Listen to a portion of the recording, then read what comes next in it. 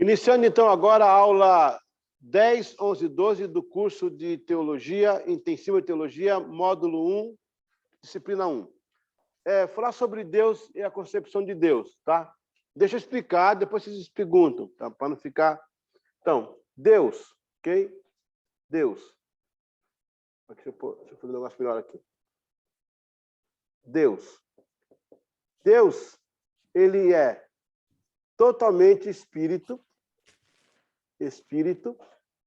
totalmente espírito. Deus é espírito, está na palavra. João capítulo 4, o Senhor fala assim: meu Pai procura os que adorem espírito e verdade. A Bíblia fala que Deus é o Pai dos espíritos, então é totalmente espírito.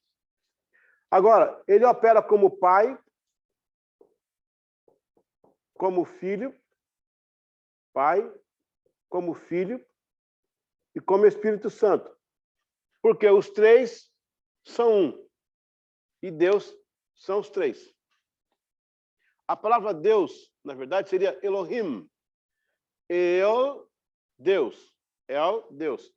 Him é um pós-fixo no hebraico que diz que há mais alguém. É um plural. Então, são mais alguém. Por que eu falo que o Pai, Filho e Espírito Santo? Porque eles são três almas. É um espírito com três almas. Por quê? Porque eles interagem distintamente. O Pai envia, o Filho intercede, o Espírito habita. Ele fala que o Espírito Santo entristece. O Pai se entristece também. O Filho fala, o Filho salva. Então, eles interagem distintamente um do outro, embora sejam harmônicos. Não se distinguem no sentido de erro ou desarmonia. Se distinguem no sentido de função. Um é o Pai, trabalha como Pai. O outro é o Filho. Então, são três almas. Por que, pastor, três almas? Porque a alma ela é o nosso centro de vontades, de decisões e sentimentos. O Pai tem uma vontade. Até que o Filho falou, eu faço a vontade do meu? Então, o Pai tem uma vontade. E o Filho está fazendo a vontade do Pai. Isso quebra a doutrina unicista. O que é a doutrina unicista?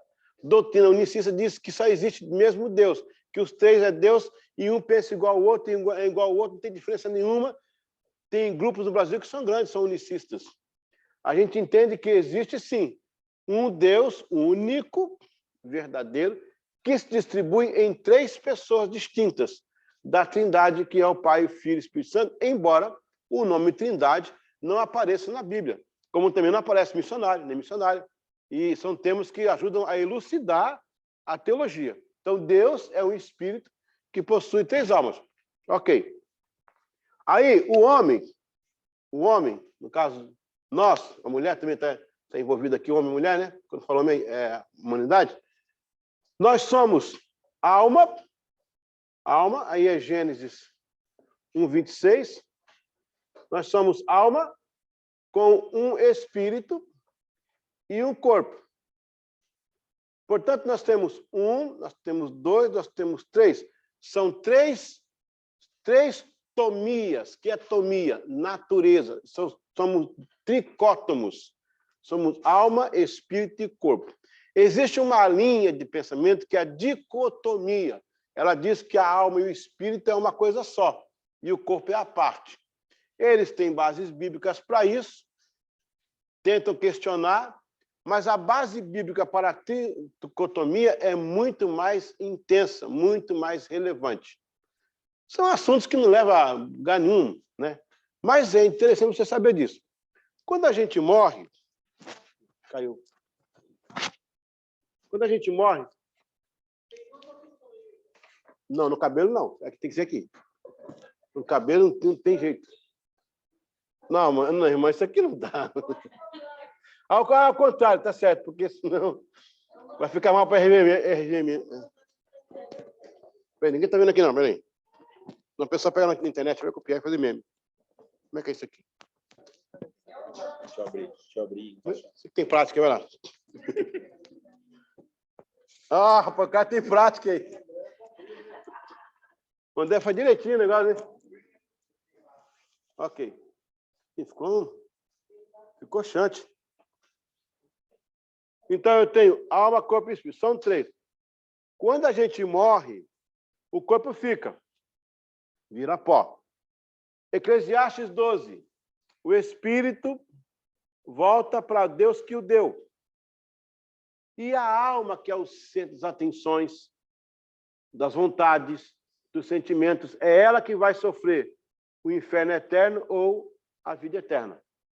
Mas isso aqui seria matéria para outra aula. Estou dando uma cosmovisão. A essência de Deus é espírito. A essência do homem é alma.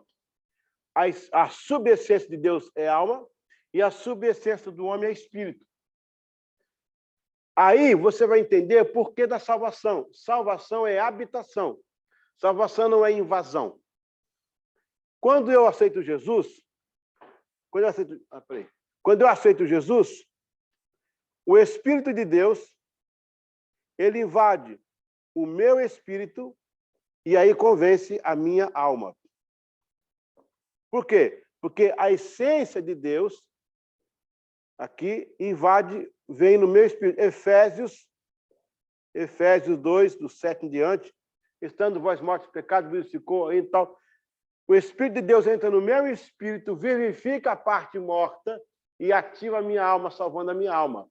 Porque se a essência de Deus entrar direto na minha alma, na minha essência, se essa essência for direto para essa essência, é invasão. Ele vem pelo Espírito, nos vivificou em espírito. E do espírito ele transforma a alma. E a alma, então, cura o corpo aí. Deus cura as pessoas e tal. Depois você ficou glorificado. Até porque o diabo ele é... Deixa eu arrumar um cantinho para o diabo aqui. Bem pequenininho. O diabo, ele é essência espírito, mas a subessência é alma. A essência é espírito, a subessência... É como Deus, o diabo é como Deus. A alma é subessência e espírito é essência. Por quê? Porque ele é a criação de Deus. Todos os espíritos que estão aí veio de Deus. Todos eles, ninguém veio de fora. Não tem ninguém importado. Tem ninguém da Irlanda. Todo mundo aqui é de Deus. Só que o diabo abdicou. Ele já era eleito. Ele não precisava passar por salvação. Ele não cometeu pecado. Ele já era eleito, mas ele abdicou de ser quem ele era para ser alguém que foi contra Deus, que foi querer usurpar o lugar de Deus. Ele perde. Aí vem a pergunta, por que Deus não pode salvar o diabo? Exatamente porque a essência não pode invadir a essência. Teria que Deus salvar a subessência. Mas a essência do diabo é espírito, igual à essência de Deus. Uma essência não choca com a outra. Não tem como. Deixa eu terminar o pensamento. Segura aí. Anota aí para você não esquecer. Senão cabe minha linha aqui. Então, quando o diabo abdicou, ele, como essência espírito, ele perde o direito de ser salvo. Ele está lascado pro resto da vida. Ele vai ter que assistir a igreja vencer. Ele vai cortar a fita que vai inaugurar o Lago de Fogo e Enxofre. Vai ser o primeiro que eu vou cabrar nas costas. E vai descer. E a igreja vai vencer. Última coisa. Cadê a última coisa?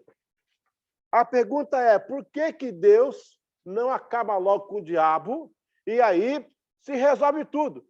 Acaba as drogas, a prostituição, acaba a infidelidade, a traição, acaba a mentira, acaba o engano. Por quê? Porque Deus não faz isso com o diabo. É muito simples. A essência do diabo é mesmo de Deus. Os dois são espíritos. Então, se ele destrói o diabo, na primeira pergunta, Deus é ou não é destrutível? Não, não é. Ninguém pode ser Deus. Então, se ele destrói o diabo, que é a mesma essência dele, metafísica, logo, exatamente, eu sou destrutível. Se ele destrói o diabo, está dizendo, eu também sou destrutível, porque a minha essência é. Se eu corto um pedaço dessa lousa, eu falo assim, essa lousa é indestrutível. Eu corto um pedacinho dela, ponho cá e eu quebro esse pedaço. Isso aqui é o quê? Por isso que Deus não pode destruir o diabo. Ele vai ter que esperar a igreja vencer e assistir de camarote a vitória da igreja. Pergunta. Não é pergunta para você.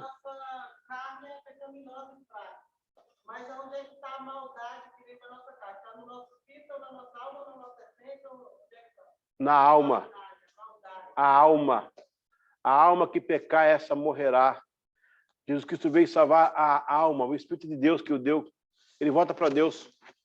Entendeu? Quando o homem pecou, Deus fez o homem alma vivente. A primeira coisa, mas o pecado entrou pelo corpo. Entendeu? E pelo corpo atingiu a alma. Estava no coração de Eva. Pegou, gente? Certinho? Com a dúvida, não embolou mais não. Beleza? Mas está gravado aí para você. Tem 2 chats aqui, deixa eu ver o que é. Ah, tá. O som tá bom, beleza? Estou entendendo tudo. Aleluia. Ok. Vamos então à nossa última lição. Ei, acabou a primeira matéria. Uhul! Glória a Deus. Deus é bom, hein? Acabou a primeira matéria. Acabou o primeiro... Pastor Pedro, Deus abençoe. Aleluia. Vamos lá aqui, deixa eu abrir aqui. Onde é que eu estou? A lição número 10, tá, gente? Número 10. Sim. Você falou que a essência de Deus é a mesma essência do diabo. Sim. São espíritos. O diabo tem a mesma poder de Deus. Não. A essência é espírito. O diabo não tem as características onis e nem a santidade. Ele é espírito por essência. Por essência, ele é espírito. Como eu sou... Ó, você é José, você fala muito bem espanhol, parabéns. Eu falo muito bem português. Nós dois temos uma alma. Só que você tem o espanhol, eu tenho o português. A alma é a nossa essência, mas as características nossas são diferentes. A alma adquire características. Deus possui 3 características onis. Características onis, que é onipotência, ok? Onisciência e onipresença. Essa aqui são as características onis, que são os sinais internos de Deus. Sinais internos. Internos, só Deus que tem, o diabo não tem. Esse é o núcleo da essência de Deus. Agora, os sinais externos de Deus, externos, você tem vários. Justiça, amor, paz, bondade, longanimidade, bênção, graça, poder, unção, cura, libertação, salvação, santidade, adoração. O que compõe Deus por dentro? Gente, isso aqui é muito profundo. A gente está trabalhando a pessoa de Deus. O que compõe Deus por dentro? Se fosse fazer uma biópsia de Deus, uma biópsia, não tem como, né? Isso não existe. Você teria esses 3 potenciais, assim como tem a essência do átomo, prótons, nêutrons e elétrons, assim como tem, e aí vai, a assinatura do DNA de Deus em toda a criação. Já começa com ele. Pai, Filho e Espírito Santo. Amém? Dentro dele, esses onis. Por que significa oni? Omni, único, total, com. Omni, único, total, com. O único, total, com potência é Deus. O único com a total potência, o único com a total ciência, o único com a total presença é Ele. Então, o diabo não pode ser. Então, é só no espírito que eles são essência. As características são diferentes. Esses 3 aí, eles não dividem com ninguém, mas esses outros que estão falando, eles podem disputar, né? Claro. Você coopera com Deus aqui em santidade, Ele te dá sabedoria. Ele não vai te prestar onisciência, jamais. Esse é particularmente que compõe Deus. A graça, a salvação, a cura, sim, porque é externo. Ele externa. O que eu estou vendo aqui na minha frente? Uma senhora com óculos chamada Ana Cláudia, com a jaqueta. Isso é só externo. Aí dentro, nem o convidado conhece. Aí dentro, só Deus conhece. Não, aí dentro, só Deus te conhece por dentro. Como a mim, como todo mundo aqui. Então, é características únicas minhas, que Deus conhece. E tenho certeza que o que eu tenho de características dentro de mim não é o mesmo que tem a irmã Elsa, o pastor Pierre. Não é. Cada um, Deus deu uma característica, entendeu? Até esquentou, né? Até esquentou.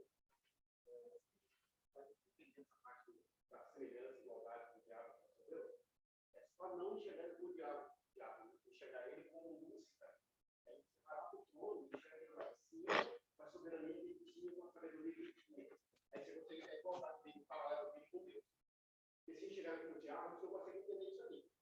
Se a gente ir lá para o trono, na antes do e enxergar ele antes dele cair, a gente consegue entender isso aí. Porque a gente acaba colocando o diabo, na verdade, em rival com Deus, entendeu? Sendo que o diabo não é rival com Deus. Entendeu?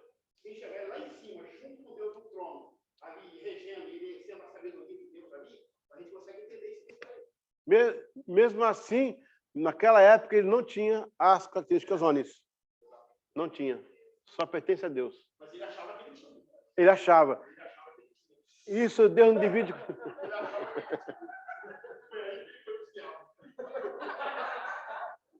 Isso Deus não divide com ninguém. Nesse caso, o Espírito Santo está aqui, Jesus Cristo está aqui também. Tanto é, agora a prova aí. Quando Cristo estava na terra, perguntava, Senhor, quando é que tu vens? Nem eu sei, nem os anjos. Naquele dia ele não sabia, ele estava desprovido. Por isso que ele fala assim, Pai, me devolve a glória que eu tinha contigo. Qual é essa glória? É isso aqui. Deus não dá a glória porque ele é a glória em si. A glória é indivisível. Deus não pode doar porque ele não pode se dividir. Deus não pode se materializar em partículas. Deus não reproduz, ele só cria. Ele não pode reproduzir. A natureza dele é criar. Nós reproduzimos. Então, a glória dele não se reproduz, se manifesta. Amém? Aleluia. Glória a Deus. Não. Ele não ele pode pedir perdão para Deus antes do diabo ficar sabendo. Para usar ele. Mas é verdade. Pode ser. Você pode ser. Amém? Gente, tem que ficar claro isso aí. Estamos falando de teologia. Nós estamos falando sobre Deus. Estudando a pessoa de Deus. Como coisa que vocês nunca viram na vida, está aqui, ó. Vendo Deus por dentro. Estão vendo Deus. E mesmo assim, é inefável. Inefável. Glória a Deus. Amém? Vamos lá. Teologia bíblica, a página número 28. Lucilene, se alguém falar no chat, você me fala aqui, porque eu estou aqui concentrado, tá? Teologia bíblica. Por que teologia bíblica? Tem teologia que não é bíblica? Sim, qual que é? Chuta uma. Embora dizem que é bíblica, né? A teologia egípcia, a teologia grega, a teologia vai por aí fora. Teologia bíblica. Teologia bíblica é, assim, é o quê? Sistematização dos ensinos teológicos de acordo com suas ocorrências nas diversas partes da Bíblia. Essa sistematização utiliza um critério fenomenal e não o de tópicos. Não tem como propósito reafirmar as expressões da Bíblia em uma moldura atual. Enquanto a teologia sistemática divide a teologia em tópicos cronológicos e investiga pontos salientes, bem distintos, a teologia bíblica trabalha os assuntos no geral, com uma cobertura mais ampla, sem necessitar de especialização em temas. A teologia bíblica estuda o fenômeno no geral. Uma completa a outra. Gente, a teologia bíblica não se ocupa em isso aqui é pecado por causa da ramificação do grego, do hebraico, aramaico, e assim, não. Ela é uma teologia geral. Ela não tem tópicos. Por exemplo, não é nem pegadinha, é teologia geral. Do que foi que morreu o Matusalém? Ele viveu, olha, cara, brincadeira, hein? Foi o que mais viveu no mundo. Morreu do quê? Se você pegar... Não morreu de velhice. Se você pegar a cronologia bíblica, que não seria essa aula, seria outra, eu vou entrar em saída. Se pegar a cronologia bíblica da vida dele e a idade dele, quando aconteceu o dilúvio, ele morreu afogado, não deu tempo de chegar na arca. Ele estava vivo. Ele morre no ano do dilúvio. Ele morreu afogado. Boiou. Não deu tempo de correr para chegar na arca. Não, é Bíblia, é teologia geral. É teologia geral. Você faz a análise, o ano que ele morre é o ano do dilúvio. Então ele morreu afogado. Deduz-se. Não, está escrito na palavra. Foi lá, escrito na palavra, foi a revelação. Né? Está lá. Interessante isso. Inclusive, Noé mandou entrar na arca. O Senhor falou assim, entra tu, tua mulher e teus filhos. Tu, tua mulher e teus filhos. E a sogra? A sogra não. Eu falei bem, tu, tua mulher e teus filhos. E a velha Noé? Não, a senhora não. A velha Noé? Não, a senhora não. Só fica, só vai boiar. A velhinha batia lá fora. Ô, Noé? Não, é eu, minha mulher e meus filhos. A senhora fica... Isso é brincadeira, gente, brincadeira. No terceiro dia, a velha passou boiando. Brincadeira, brincadeira. Essa é legal um pouquinho o coração.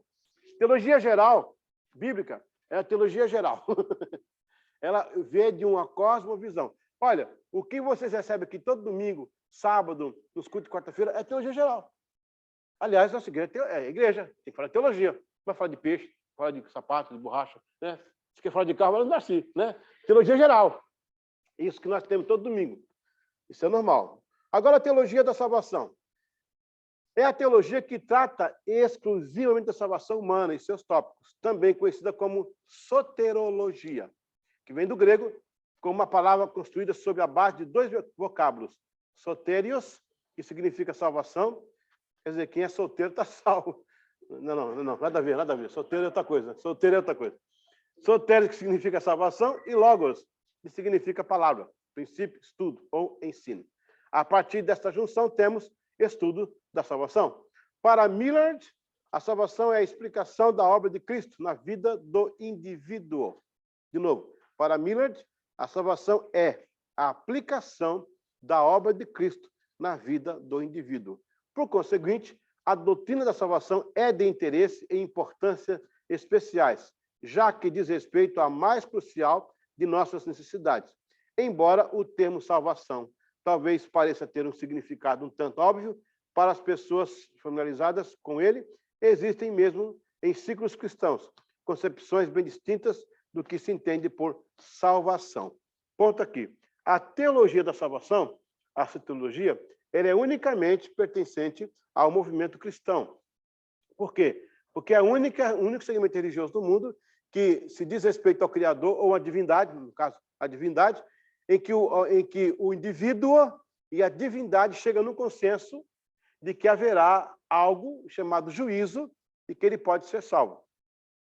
Outras religiões não têm a ideia da questão da perdição. Eles podem até falar do inferno, por exemplo. A grega fala do Hades, Poseidon. Então, tem lá tem um local do inferno que chama de... Não, purgatório é um cachorro cheio de pulga. Não, purgatório é a doutrina cristã da Igreja Católica, na verdade.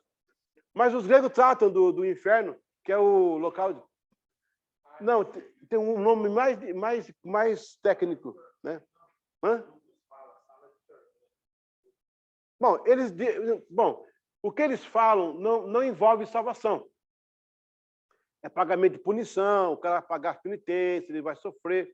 A teologia cristã é a única que traz o tema no sentido de mudança de destino do indivíduo em relação à divindade. Porque, na verdade, estamos falando aqui de indivíduo e divindade, né? Indivíduo e divindade. Então, é a única que traz o tema de salvação, e mesmo assim, entre nós, existe uma subdivisão ainda entre os calvinistas, os arminianos, né? E tem os molianos no meio aí, os molinianos no meio aí. Eu estou tendo a turma aí. Sim, são vários deles. Mas a gente fica com a mais coerente. A nossa teologia, ela trata da salvação. E glória a Deus por isso, porque é isso que nos dá o sentido de estar aqui adorando a Deus, esperando a volta de Cristo, ou o Senhor nos arrebatar, ou o Senhor nos levar. E depois daí se resolve o que vem depois, né? Glória a Deus. Então, é uma coisa simples, fácil, que a igreja cristã trata. A última aqui, a terceira, a teologia da antropológica. Bom, essa aqui, ela busca o homem, a humanidade, né? Sua ligação interna ou externa com o seu relacionamento com Deus. Para muitos é uma ciência, já que está ligado a antropos, do grego homem. Partindo desta premissa, afirma-se que a antropologia teológica é a ciência da fé, que procura articular a existência humana com a verdade revelada por Deus, escrita na Bíblia, e assim compreender o poder e explicar a vida humana individual e coletiva, bem como as implicações práticas decorrentes e suas possibilidades de humanização e realização. Ok. A quem Deus se refere, não é? ao homem. Deus comunica com Adão, certo? O homem Adão com Deus. Então, na verdade, está envolvido Deus e o homem. É a teologia antropológica.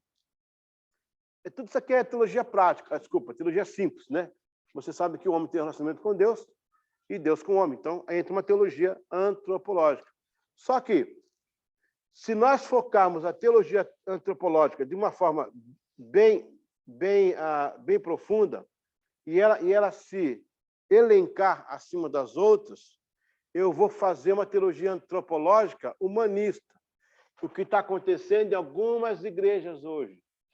É importante isso aqui. Nós vamos ter uma aula de exegese, e eu vou falar um pouquinho sobre essas coisas aqui também. Tem muitas canções que são antropológicas. Não deixa de ser uma teologia antropológica, mas nosso foco não é antropologia. Nosso foco é Cristo como centro da adoração. Sim ou não? Mas tem teologia que é antropológica. Muitas mensagens que, se você fizer dar certo, você não precisa mais de Deus, você se resolve.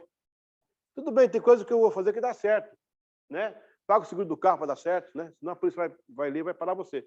Mas isso é coisa que é normal, né? Agora, você tirar Deus totalmente fora. Ok, vou usar esse exemplo do carro. Eu pago o meu seguro. Mas quem me dá a vida para viver? Quem me dá o trabalho? O sol do rosto? O pão de cada dia? Então, ele está envolvido. Só que Deus não paga o seguro. Quem paga sou eu. Amém? Então, a gente muitas vezes tem 7 passos para ser feliz. Tudo bem, coloca Deus no meio. Coloca Deus como dependência. Não retira Deus do jogado, porque o homem por si só não se resolve. Se o homem por si só se resolve, a gente vai entrar na teologia do padre Pelágio, né? Que o homem sozinho ele pode desenvolver a sua salvação, ou o gnosticismo. Nós vamos, pelo conhecimento, conhecer a Deus. Então, a teologia antropológica, para nós, cristãos, da MRV, é apenas uma referência de que o homem tem contato com Deus, e esse Deus tem contato com o homem. Porque as divindades que tem por aí, só o homem que vai até ela. E ela nem conhece o homem, porque são deuses mortos. O nosso Deus é vivo. Ele fala, eu sei o que está no seu coração. Ele não fala isso? Eu esquadrinho os seus pensamentos. Não está isso lá em Romanos? Né? Eu conheço a tua alma, sei a tua dor. Vi você chorar.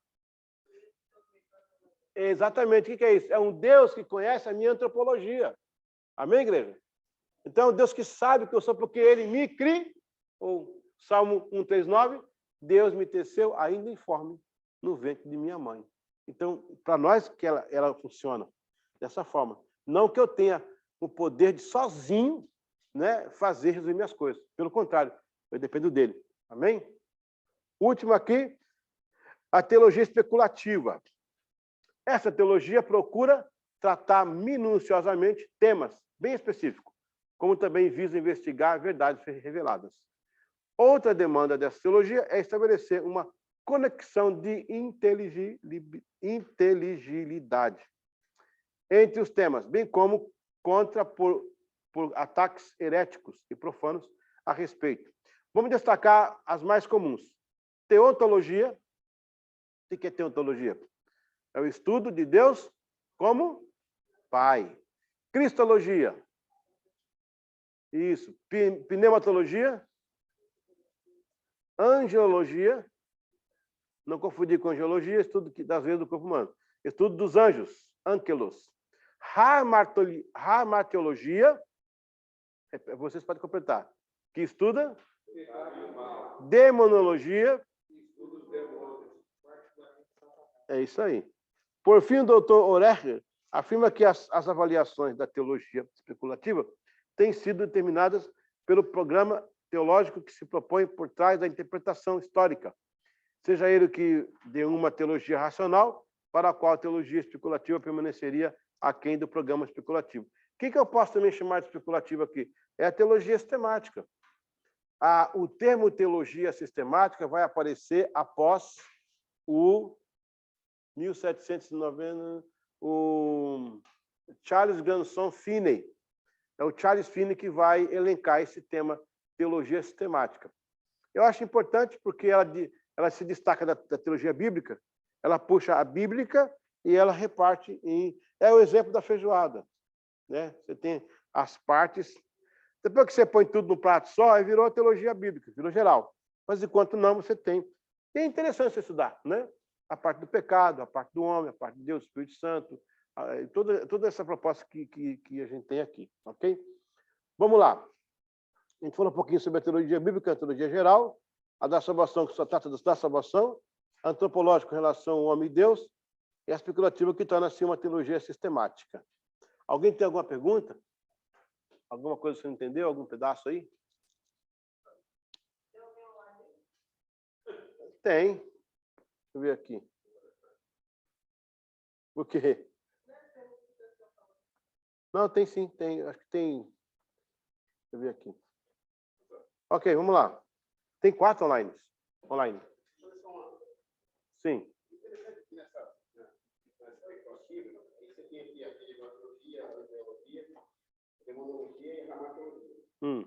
Interessante quando estudamos, algumas igrejas, elas se especializam em algumas dessas, por exemplo, em algumas igrejas que elas só trabalham a parte de salvação. Sim. E algumas aí que a gente entende que elas só trabalham a parte da demonologia. São especialistas em demônio. Aí chamam de troca-nome, demônio. Então, cara. Muito louco isso. É. São especializações. Não é isso? São pelo nome, entrevista. É muito louco esse negócio. E depende de cada um. Por isso que cada um que abre uma igreja, ele abre dentro da especialidade que ele tem. Se o cara é especialista em demônio, ele puxa o lado. Aí ele faz descarrego, faz um monte de. Ó, a minha função aqui não é dizer a você qual a teologia seguir. Eu estou explanando de uma forma geral. Eu, no meu parecer, aí o pastor pode me interromper, nós, como igreja, temos que ser coniventes com equilíbrio, né? Não podemos negar que o diabo existe, mas não fazer propaganda dele, né? Não podemos negar que... Então, você vai colocando cada... Embora que eu acho que o que a igreja deveria ser especialista é em salvação. A gente está aqui para ganhar almas, né? O resto é cumprimento, amém? Glória a Deus. Mais alguém? Amém? Então vamos à provinha, rapidinho? Eu acho que é a última, né? Tem mais uma só? Tá acabando, viu? Assim, graças a Deus. Pessoal em casa aí, atenção. Fazendo a provinha aí. Ok. Esse quadro tá legal.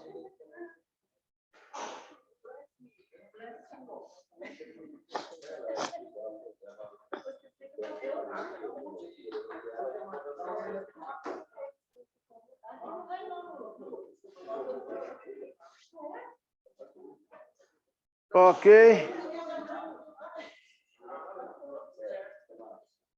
Vamos ler a prova aí. Questão número 1. O que é teologia antropológica? A. Uma ciência bíblica para entender a sociedade. B. Uma ciência bíblica para entender o homem. Ou C. É uma interpretação da palavra em si. Essa ciência pode se descartar aqui. B. 2. O que é teologia da salvação? É o ramo da teologia que trabalha mais a pneumatologia. B. É o ramo da teologia que estuda santificação apenas. C. É o ramo da teologia que trabalha mais a... Não, tá igual. Eu acho que faltou aí a salvação, não? A salvação.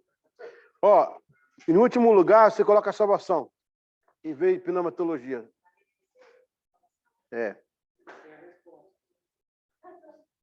Essa foi de graça. Número 3. O que é teologia sistemática? A. Difunde uma só faceta da teologia. B. No caso é a C. B. Ocupa-se somente nas profecias. Ou C. Teologia que trabalha detalhes, princípios. Teologia sistemática, hein, gente? A. Difunde uma só faceta da teologia. Ocupa-se somente nas profecias. Ou teologia que trabalha detalhes, princípios. 4. O que é teologia bíblica? O que foi, Pedro? Ok. A. é o ramo da ciência bíblica que explica os profetas. B, trabalha o ensinamento teológico através dos acontecimentos bíblicos. Ou o estudo das últimas coisas de Apocalipse. Essa aí, né? É não. Ok, 5 minutinhos para respirar um ar, a gente volta já. Voltando agora à aula número 11. Estamos no encerramento dessa primeira matéria. Já começaram a vir os fogos aqui. Já começaram os fogos, já começaram a celebração. Vamos lá. Bom, pessoal, agora temos a teologia litúrgica. Interessante. O culto cristão é um movimento de ritos e rituais. Quem sabe me dizer o que é rito e o que é ritual? É a mesma coisa, será? Rito e ritual.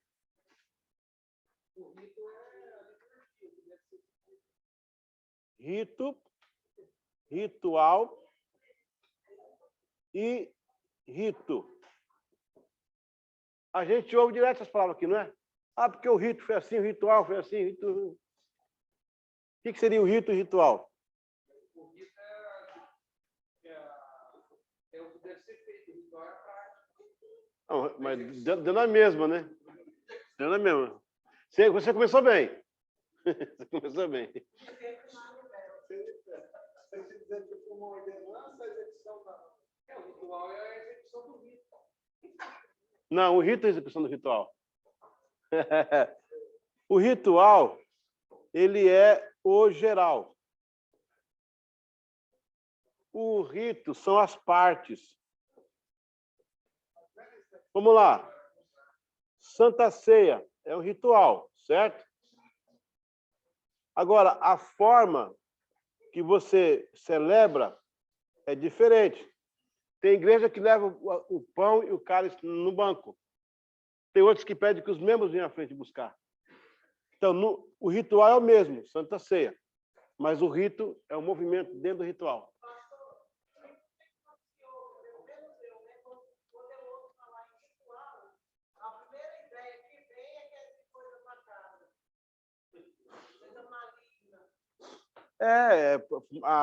Caracterizou-se isso, né? Uma coisa tá ligado ao ritual de sei do que, ritual. Mas o rito é uma palavra própria.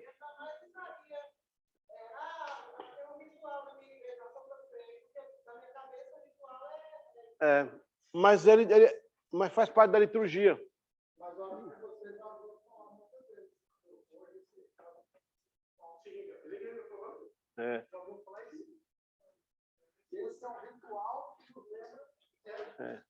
Por exemplo, teremos nessa tarde, um ritual do batismo nas águas. O rito será o seguinte, aí você fala como é que vai ser feito. Por exemplo, tem igreja que faz a profissão de fé antes de dar o banho. Tem outros que fazem a profissão de fé só no dia da Santa Ceia. Isso é o ritual. O rito foi feito. Desculpa, isso é o rito. O ritual foi feito, que foi o batismo. Então, é o geral. Culto das irmãs. É um ritual da MRV, o culto das mulheres, não é? Vamos supor que lá em Bristol faz a programação diferente. A Insuindo faz uma e Oxford. Ok, o ritual foi o mesmo. O rito diferiu de cada igreja. Então, o rito é o movimento dentro do ritual. Pegou, pessoal? Sim. Ok. A teologia litúrgica visa trazer uma compreensão bíblica sobre os atos e rituais. Tá? Rituais envolvidos pelo culto cristão. Esta modalidade pertence também e cruzam com outras facetas da teologia bíblica. Por exemplo, a antiga discussão sobre a Santa Ceia, se é transubstanciação, consubstanciação ou representação. Esse debate pertence à teologia litúrgica. Assim, a teologia litúrgica atende e estuda os múltiplos ritos ou atos de adoração no serviço da celebração cristã e suas variadas expressões. Vamos lá. Eu vou tratar só desse assunto, porque o ritual... A gente tem uma matéria chamada Teologia e Prática do Culto. Ela vai bem explorar tudo esse negócio aí. Mas olha só, na Santa Ceia, ok?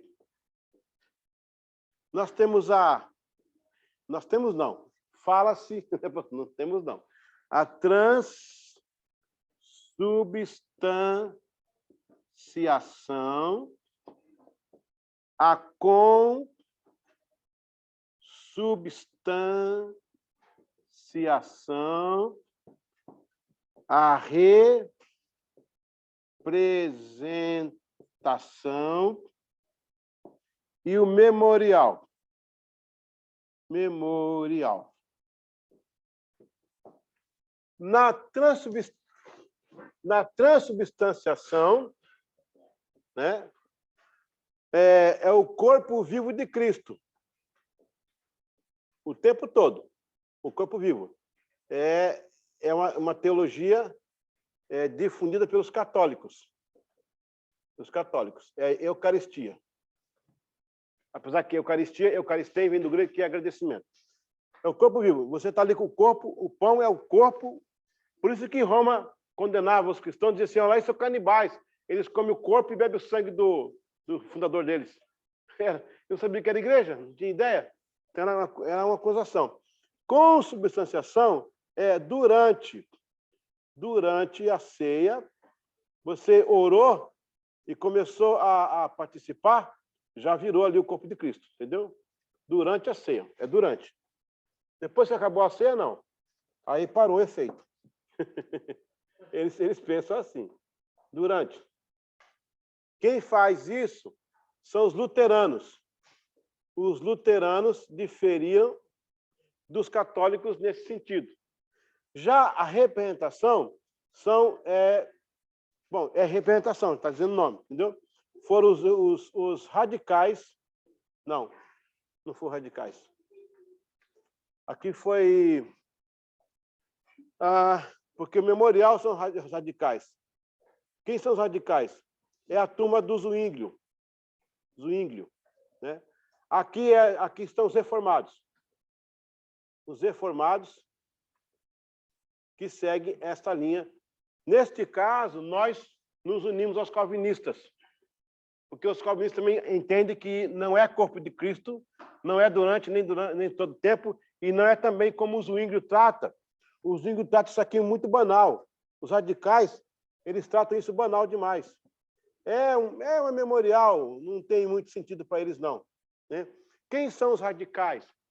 É a turma que veio da Reforma Radical de Zwinglio, de 1724, 1500, né? 24. Você vai ter ali os anabatistas, os menonitas, os quakers, os amishes, né? os menonitas, o George Fox, que é os quakers, o Jacob Amish, que são os amishes, o Gerald Graeber, o Philip Mans, que são os anabatistas, a turma de Zwinglio, lá de Zurique, na Suíça, ok? Os reformados, você tem aí os congregacionais, presbiterianos, você tem aí os batistas, mas daqui segue também a ramificação evangelical, de onde vem os metodistas, né? Onde vem o movimento wesleyano, posteriormente as denominações que surgiram depois. Os reformados pensam assim, é só uma representação. Já os radicais é um memorial apenas. Esta é a subdivisão da Santa Ceia no litúrgico cristão. Pegou, pessoal? Beleza? Então, transubstanciação é o corpo vivo durante todo o tempo. A consubstanciação é só no momento da ceia. Representação, o corpo e o sangue representados aqui nos elementos. Memorial, apenas memorial, alguns nem participam, acho que não deve. Mas qual é a tese desses dois aqui? Porque Cristo fala assim, ó, este é o meu corpo. Ele fala, ele aponta, este é o meu corpo. Eles creem que este pão é o meu corpo. Não. Vamos partir da premissa que, incorpore, ele estava presente. Se ele está presente, então aquele não é o corpo é ele mesmo. É uma representação. Está pegando? Porque ele estava lá. Este é o meu corpo. Eu estou ali. Eles entenderam assim, é uma questão de semântica e até de exegética, né? Tudo bem. A gente tem que entender. O importante é que todo mundo participa e fica abençoado, glória a Deus. Quer dizer, mas cuidado com isso aqui, tá? Cuidado com isso aqui. Sim.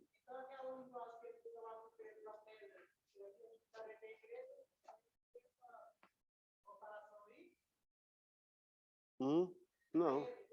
Sim, mas não. Não, eu sei, aí está falando Sobre estereótipo. Sim. que aí a gente pensa que a fé da igreja vai ser, mas ele está falando assim.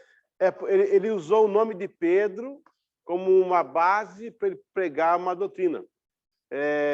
Ocasionalmente, Pedro estava ali, tinha aquele nome, e ele usou. Mas há uma explicação bem mais profunda sobre isso aí com relação a Pedro. Mas não que Pedro seja pedra. O nome dele simbolizava que o Senhor falou, sabe Pedro, já que se chama Pedro, né? Então, é a pedra, assim, como a pedra é dura, a pedra é forte, então vou edificar a minha igreja. É por aí. Eles acham que tu és Pedro. Sobre esta pedra, ele também se dirige à declaração de Pedro. Aquela declaração, tu és o Cristo, o Filho, aquilo é uma pedra angular. Aquilo é um fundamento. Tu és o Cristo ou não é para nós? Tudo que Deus queria que ele era o filho dele. Ele fez ser. Tu és o Cristo, o Filho do Deus vivo. O que o Senhor fala? Bem-aventurado Simão Barjonas, quem te revelou não foi a carne, nem o sangue, mas meu Pai que está no céu. Revelou um fundamento. Isso aí é uma pedra. Isso é uma pedra. Isso aí é um fundamento. É uma pedra. Isso que ele falou. Mas o pessoal pegou e fez aquela... Com todo o cuidado que Jesus teve, cara. Né? Essas coisas escaparam. Tipo na cruz ali. Até me esfriou assim a espinha. Ele falou assim, filho, Isaías é a tua mãe. Eita. E agora a segunda parte. Se ele fala, mãe, Isaías teu filho, primeiro de mãe. Aí sim, a mariolatria ia rolar a rodo. Ele fala, mulher. Ele já sabia que lá na frente o pessoal ia endeusar a mãe dele. Ele se resguardou. Mesmo com todo esse cuidado, escapou algumas coisas aí que o pessoal tendeu a levar para aquele lado, né? Apesar que eu amo a irmã Maria, tenho respeito a ela, não gosto de falar mal dela, é mãe de meu Salvador, né? Tem todo o meu respeito, todo o meu aplauso, mas é uma irmã em Cristo, né? Apenas a mãe de Salvador, ela não salva ninguém. Ela espera, inclusive, a primeira ressurreição, né, pastor? Não é isso? Junto com a gente, junto com a MRV, está lá a Maria no meio, glória a Deus. Amém? Teologia pastoral, isso aqui é pastor Cido, ó. A teologia pastoral é embasada nas responsabilidades bíblicas que se espera de um pastor em relação à sua comunidade. Só nessa frase já entendeu tudo, né? A teologia pastoral engloba aconselhamento, abordagem de crises locais, a linha teológica dos sermões, as liturgias, os ofícios pastorais, enfim, que cuida da aplicação prática dos ensinamentos teológicos, a ação ou pastoral, da ação ou correção, exortação, e espera-se que seu impacto... Não, que eu pulei aí, né? Os ofícios pastorais, enfim, que cuida da aplicação práticas dos ensinamentos teológicos, a ação ou pastoral da igreja, a vida regular dos fiéis. A teologia pastoral também está ligada à correção, exortação, espera que seu impacto seja sentido na comunidade, sempre no intuito de conciliar e trazer esperança ao povo. Essa teologia que está interligada à teologia prática, como também outras propostas como missões, evangelização, ação social, psicologia cristã, afinal, ela é muito ampla em todos os seus sentidos. Bom, não tem muito o que explicar aqui, né? A teologia pastoral, ela é muito enfática em nossos dias. Está aí o nosso pastor que ontem foi um dia cansativo para ele, chegou em casa meia-noite, cansado, tanto é que a esposa descansando um pouquinho hoje, ela merece. Visitas, aconselhamentos, né? Coisas da igreja também que se faz. Enfim, é o pastor que cuida da teologia do púlpito da igreja. É muito raro hoje em dia, né? A gente vê pastor que estão ocupados mais com outras coisas que com seus próprios rebanhos, né? Jesus vai pedir conta da gente no céu. Cadê o teu rebanho que eu te entreguei, né? Então tem que falar para ele. Eu lembro que na minha igreja lá nos Estados Unidos, a gente é orientado pelo nosso líder maior de dar Santa Ceia para cada membro e falar o nome dele.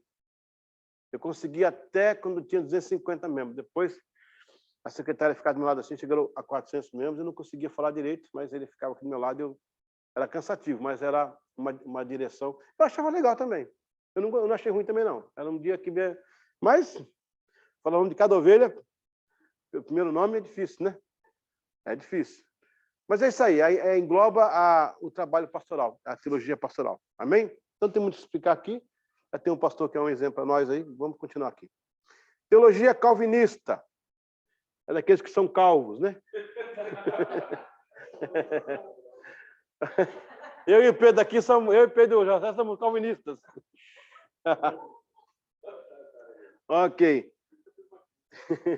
É claro que já havia teologia antes da proposta calvinista, porém, o calvinismo elaborou uma nova ideia de pensar teologia no século XVI. O seu fundador foi João Calvino. Esta teologia também é conhecida como reformada ou protestante. Calvino se inspirou em Lutero e outros para tecer linhas de sua doutrinária. O calvinismo possui muitos pontos teológicos, porém, os mais evidenciados são os que tratam da salvação ou soteriologia. Haverá outro grupo chamado arminianos, que, inspirado nas obras do teólogo Jacob Armínio, século XVI, vão classificar os pontos calvinistas, que são 5. Deixa eu explicar aqui uma coisa.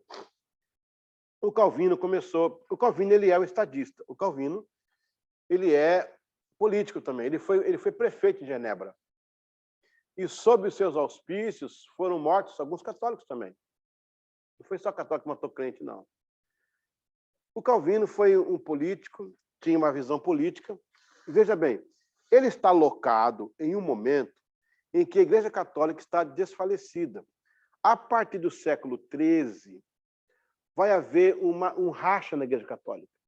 O rei Filipe, da França, pega um papa e sequestra o papa, leva para Avignon, desfaz o trono de Roma. A Cúria Romana elege um outro papa que o povo não aceita. E o papa que eles aceitam vai para Constança, na Alemanha. Nós temos, a partir do século XIV, Pedro, 3 papas dirigindo a igreja. O que significa isso? Que o movimento em si está quebrado, está dividido. Né? Não tem como. Nesse momento, nessa abertura, é muito importante essa parte da aula, neste momento, os reinos nacionais, eu falo de Holanda, eu falo de França, de Itália, de Inglaterra, esses reinos, Países Baixos, eles estão sufocados pela supremacia católica. Porque desde o ano 800, com a ascensão de Carlos Magno, tornou-se império sacrossanto. A Igreja Católica era... a Igreja Católica colocava coroa e tirava coroas. Ela elevava rei e derrubava reis. Ela mandava e desmandava, era a voz de Deus. Ai de quem levantasse contra a Igreja Católica. Ela pegou o saber e colocou enclausulado nos mosteiros.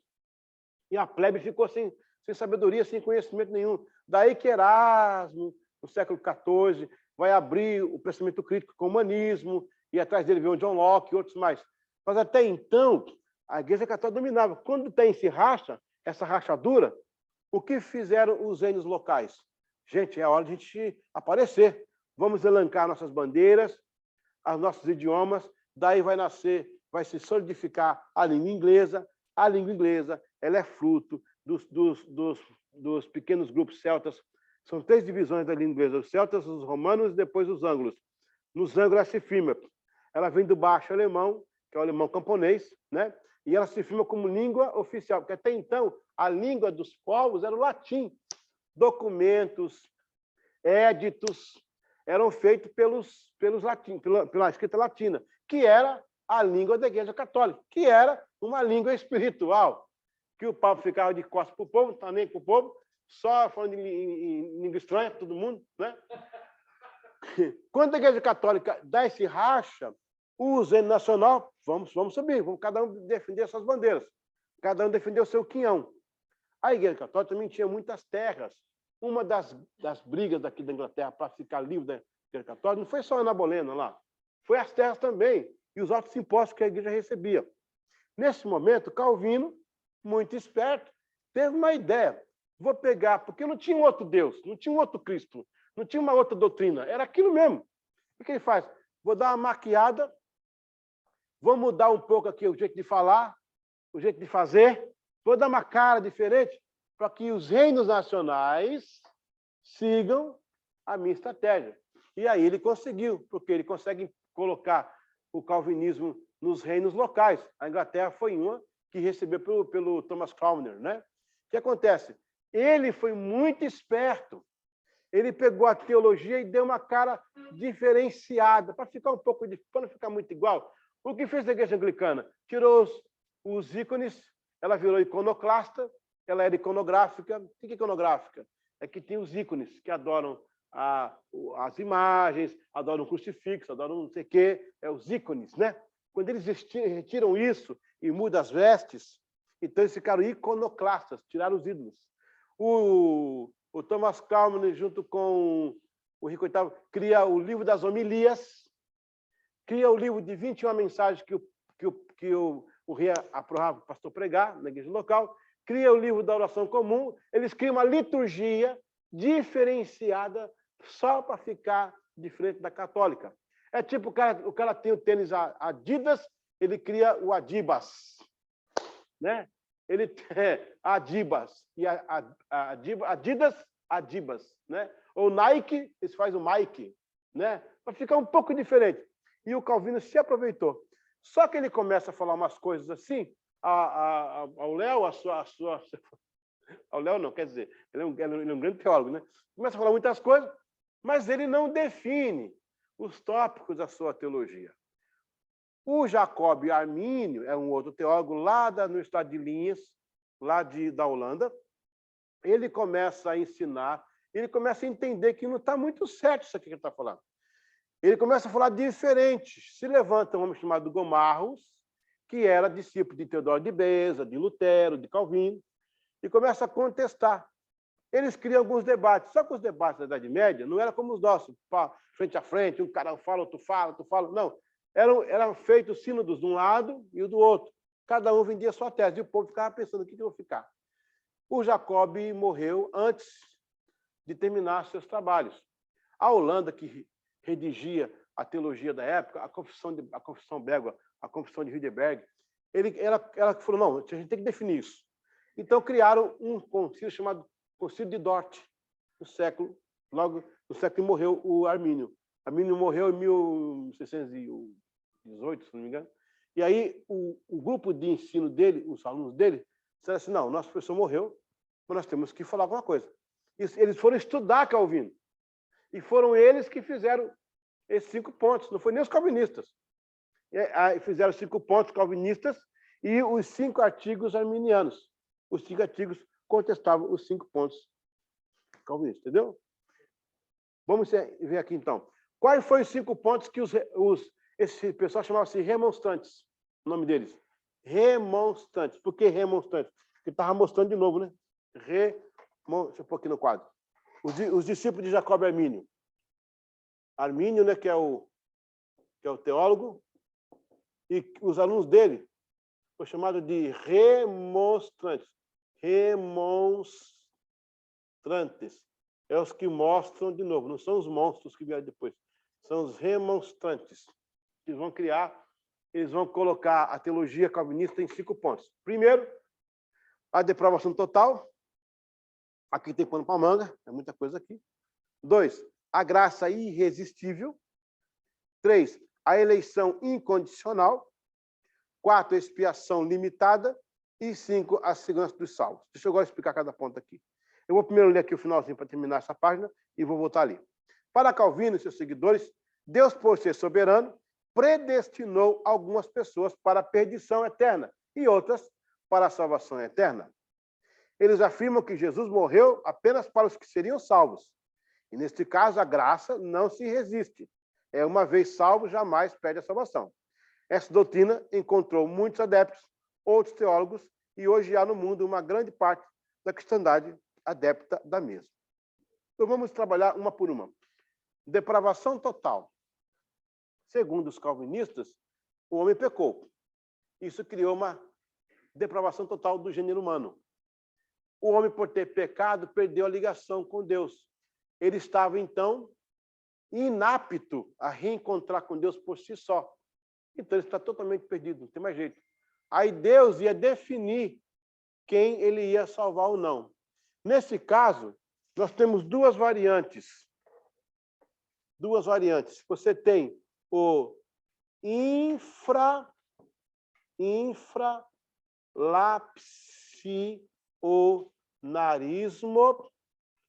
infralapsionarismo, e tem o supralapsionarismo. O que é isso? O infra é menor, o lapso é erro. Supra é maior, o lapso é erro. O infralapsonarismo, segundo os calvinistas, diz que Deus criou o mundo, o homem esperou o homem pecar. O homem pecou, assim que ele fez a queda, Deus se levanta e determina o que vai ser daqui para frente. Esses serão salvos e esses não. O supralapsonarismo diz o seguinte: antes de tudo acontecer, Deus já havia pré-determinado quem iria para onde iria. Essa é a ideia da depravação total. E, nesse caso, por que Deus determinou? Porque o homem não conseguia mais fazer nenhum movimento em direção a Deus por causa da depravação total. Acabou. Para os arminianos, não. Deus vai decretar a salvação de todos a partir de Jesus. Por isso que o texto fala assim, em Cristo, aí nele. É o desejo de Deus que todos sejam salvos. A minha posição aqui, embora nós somos confessionais, nós somos arminianos, mas não estou aqui para meter pau em calvinista, porque alguns deles falam mal dos arminianos. Eu não vou cometer isso porque eu tenho ética. Eu estou só explicando os dois lados para você entender. Então, para os arminianos, tira o infra, tira o supra, o homem ia pecar mesmo, mas quando Cristo morre, aí Deus fala, morreu meu filho, agora em você eu decreto, todos podem ser salvos. Podem ser salvos. Aí vai ter que ter uma escolha, que é o livre-arbítrio. Ou seja, o homem ele está inapto a caminhar para Deus e ser salvo, mas ele pode decidir-se. O homem está inapto, mas ele não está morto. Ele está morto em espírito, mas ele tem alma para pensar. Ele tem corpo para agir. Você fala, não, eu quero me aproximar de Deus. Aí vai entrar a doutrina da graça preveniente, onde o Espírito Santo, segundo Jesus, fala assim, ó, ele vos guiará em toda a verdade. Ele vos convencerá, está escrito lá, do juízo, da justiça e do pecado.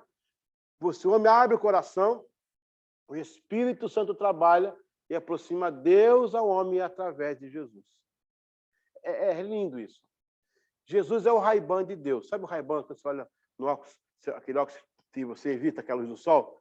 Sem o Ray-Ban de Deus, o olhar de Deus mataria o homem por justiça. Mas assim, fulminante. Fap.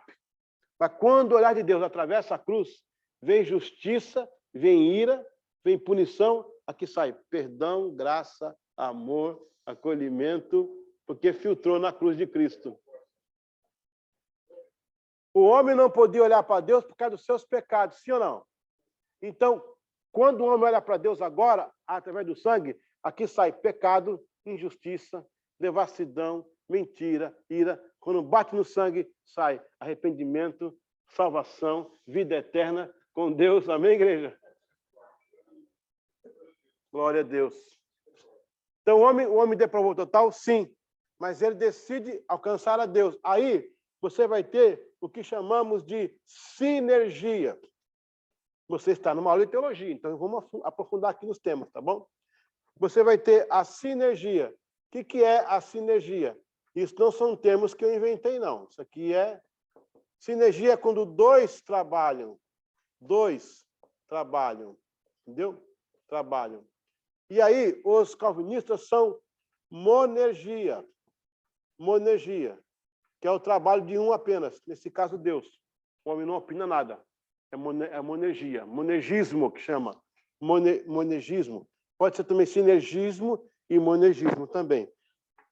O homem só trabalha sozinho aqui, ou Deus, né, no caso. Mas ali é Deus e o homem um encontrando com o outro. Na graça irresistível que os calvinistas pregam, a graça não se resiste. Deus escolheu você, acabou. Você vai assim, acabou. É você e acabou. Eu não vou resistir.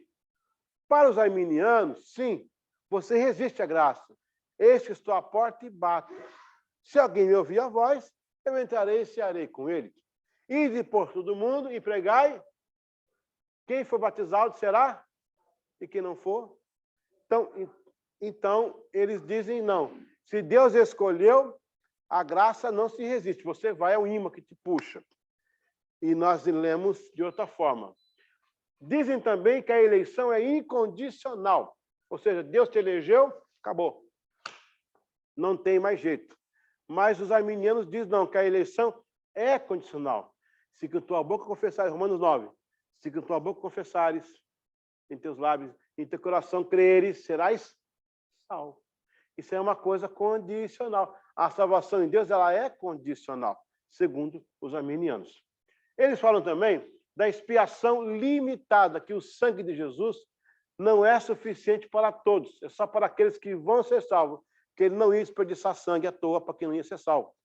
Então é tipo, desculpa sempre usar teu exemplo, você comprar um tonel de óleo para todos os carros que você vai usar, não tem diferença, não sei. Mas ou então você não, você comprar só para esse carro aqui, só os outros que não querem óleo, esse carro aqui decidiu não quer óleo, esse aqui também não quer, então vou comprar só para eles, para não desperdiçar óleo. Mas a Bíblia diz que Deus não quer que nenhum homem se perca, né, pastor? Que todos cheguem ao conhecimento da salvação, não é isso? Então, para os arminianos, a expiação ela é ilimitada. E último, a segurança dos salvos. Para os calvinistas, uma vez salvo, salvou-se, acabou. Não tem problema, pode ficar tranquilo que você não vai perder a salvação e você vai, até o final, você vai, porque você está escolhido, você está predestinado. Para os arminianos, a salvação não é a segurança, no caso, é perseverança dos salvos neles. Porque você depende de manter a sua vida com Deus para manter a sua salvação. A Bíblia fala sobre desenvolver a salvação, sobre crescer em salvação. Então, para os arminianos, a salvação ela é uma coisa que você precisa manter. Você precisa se resguardar através do testemunho, da disciplina, do andar cristão. Isso você vai manter a sua salvação. Para eles, não. Você está salvo, acabou-se.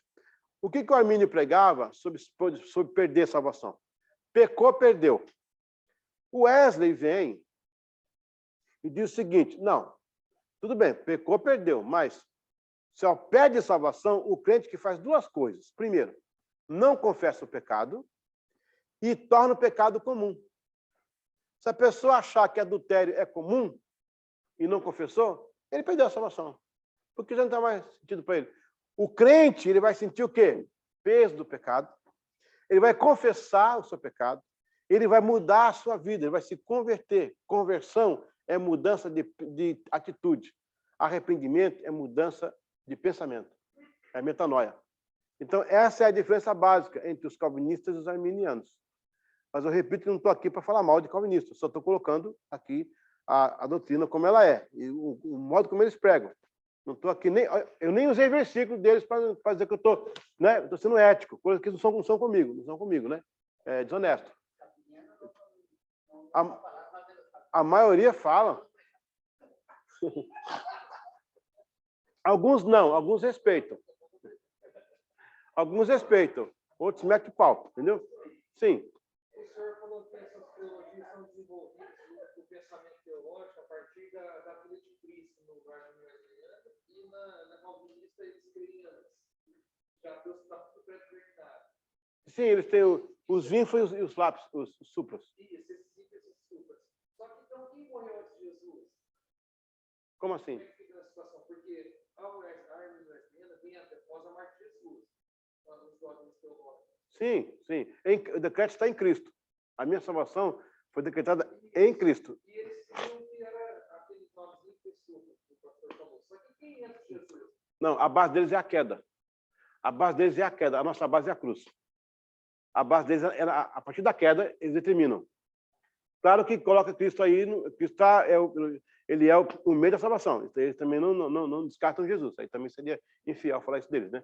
Eles colocam Cristo como, eu não vou falar objeto, mas a linha de salvação. Só que eles decretam a partir da queda. A gente decreta a partir da cruz. O homem caiu, quebrou-se lá, o infra, o supra, o que foi, mas chegou na cruz, ele muda o destino dele. A cruz é a nossa grande virada de vida, né? Glória a Deus. Então, isso aí já é outra coisa. Existem algumas considerações teológicas a respeito disso. Por exemplo, o cara que morreu lá na tribo indígena, cresceu, viveu e morreu sem conhecer nem o nome de Jesus. Como é que faz com ele na eternidade? Por isso que nós teremos o trono branco. O que é trono branco? É porque é um trono justo. E Deus vai julgar cada um segundo as suas obras. Porque, veja bem, até os animais têm leis morais entre eles. Sabia que a cachorro não bate no cachorro? Não bate. Aliás, desculpa, o cachorro não bate na cadela? Sabia disso? Ele não bate. Ela pode bater nele, mas ele não bate nela. O homem bate na mulher. Quem é o real cachorro aí, no caso, né? Então, veja bem, os próprios indígenas têm as suas leis morais. Os indígenas têm leis lá entre eles. Eles executavam pessoas. Nenhum povo foi desenvolvido sem uma lei moral. Não lei civil. A lei civil ela é pensada no colegiado de uma comunidade. A lei moral está intrínseca ao ser humano. Agora, a forma de aplicar a lei moral depende da profundidade ou não da natureza da pessoa. Se é indígena, que está lá desprovido de inteligência, no caso civil, vai fazer atrocidade com a punição dele. Mas esses caras têm o seu código moral. Se você falar isso, corre outro perigo aí. Mas peraí, pastor, então precisa pegar o evangelho, que Deus vai cuidar da obra de cada um? Não. Tem que pregar o evangelho, porque se for pela obra de cada um, vai todo mundo ser uma maioria ser condenado. Deus usará algum critério. E Jesus deixou uma dica, ele falou assim, ó, quem pecar com o Espírito Santo não tem perdão nem hoje e nem no vindouro. Ele deixou uma dica aí. E se é trono branco não é só para condenar, um momento jurídico é para absolver também. Como Deus fará, não me pergunte, aí não vou saber. Mas que haverá algum processo de absolvição que eu não entendo. É melhor você se garantir na cruz logo. Não é isso?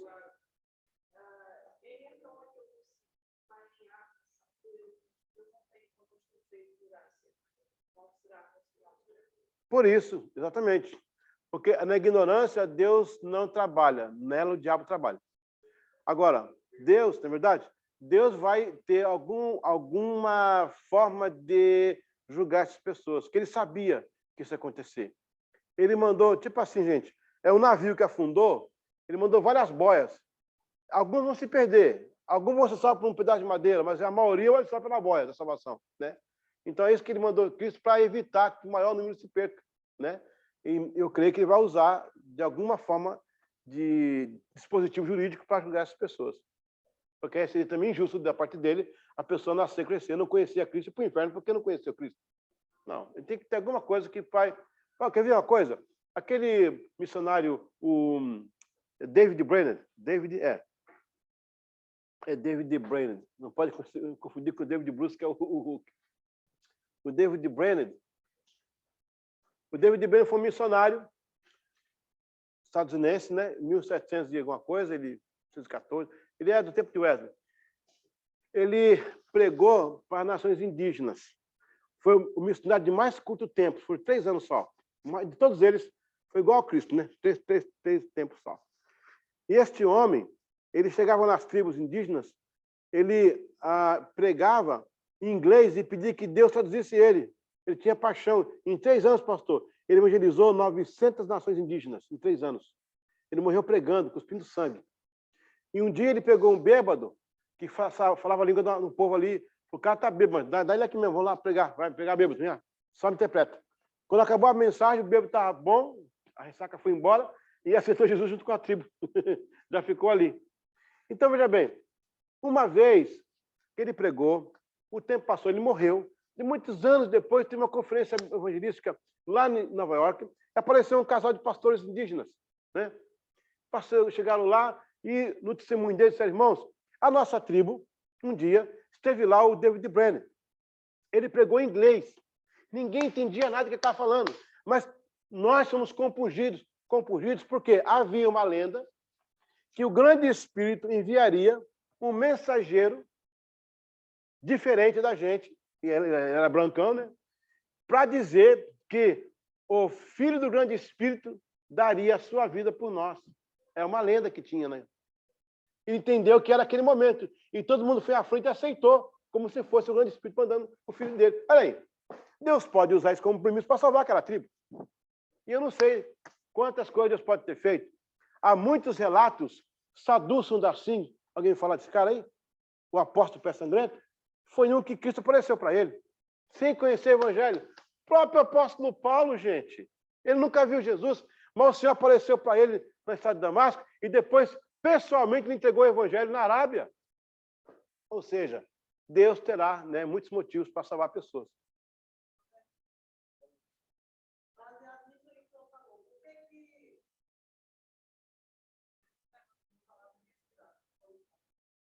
que Deus faz uma obra dessa no meio de um povo indígena? Por que Deus me tira lá do catolicismo e me transforma e eu sei para onde eu quero ir? Porque é tão inteligente, nós estamos estudando, tem essa linha de pensamento que pode levar. E pior que tem gente.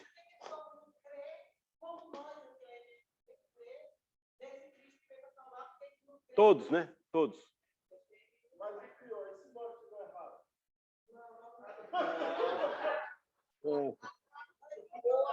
Não. Não. Não. Vamos matar a cobra com a sua paulada. João 3,16. Quem pode falar? Todo aquele que nele crê. Matou. Matou. Você tem o Mateus e o Yoshua. Me fala, minha irmã, você se sabe que Deus falou assim, não, Yoshua, Deus disse que vai para o inferno, e o Mateus vai para o céu. Como mãe, como é que você se sentiria? É difícil. Eu também não entendo isso, porque eles chegam... E tem gente inteligente, eles se explicam. Eles têm livros, são doutores. Cara, o negócio é anelzão, diplomão lá, e eu não entendo isso. Uma coisa está tão clara, né? Mas eles insistem em colocar dessa forma. Bom, eu podia entrar nisso aqui com mais propriedade, mas o tempo não dá. Mas é difícil entender isso aí.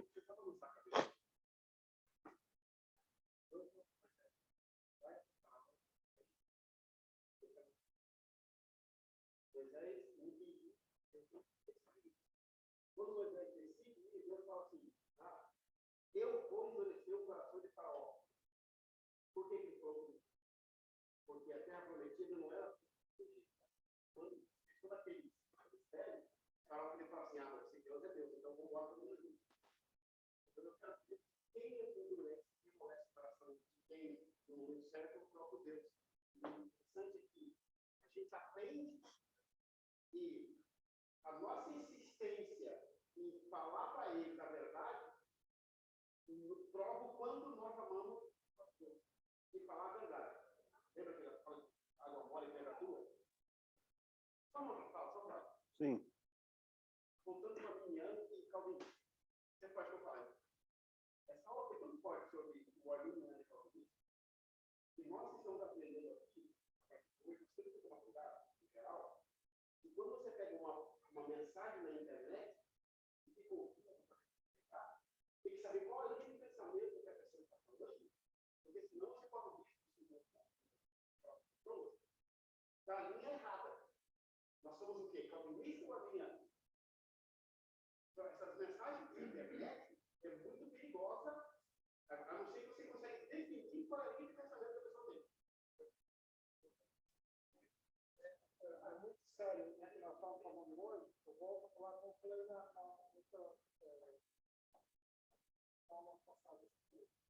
Não só na internet, mas hoje, eu vou dizer uma coisa, sem sombra de dúvida. Há muitos pastores de juventude, se você fazer uma pergunta, eles não sabe como fazer. E aí fala, não, tudo é reino, tudo é tudo, e acaba pregando, porque é como diz a linha, é muito pequeno. Eles têm doutor, tem anel, tem vai lá e te dão. Sabe? Então, tipo assim, se não for, é uma coisa revelada, sabe? E você tem que, no caso, o que nós faríamos aqui se tivesse a metade aqui, que já era como o pastor colocou bem, o que a pessoa faria? Se o seu chuva fosse para o inferno, uma pessoa para o céu. E aí? Se nós aqui tivermos essa ideia, metade já vai ser condenado, então a gente vai ter, não adianta pegar mais para ninguém. Então, assim, é o versículo que.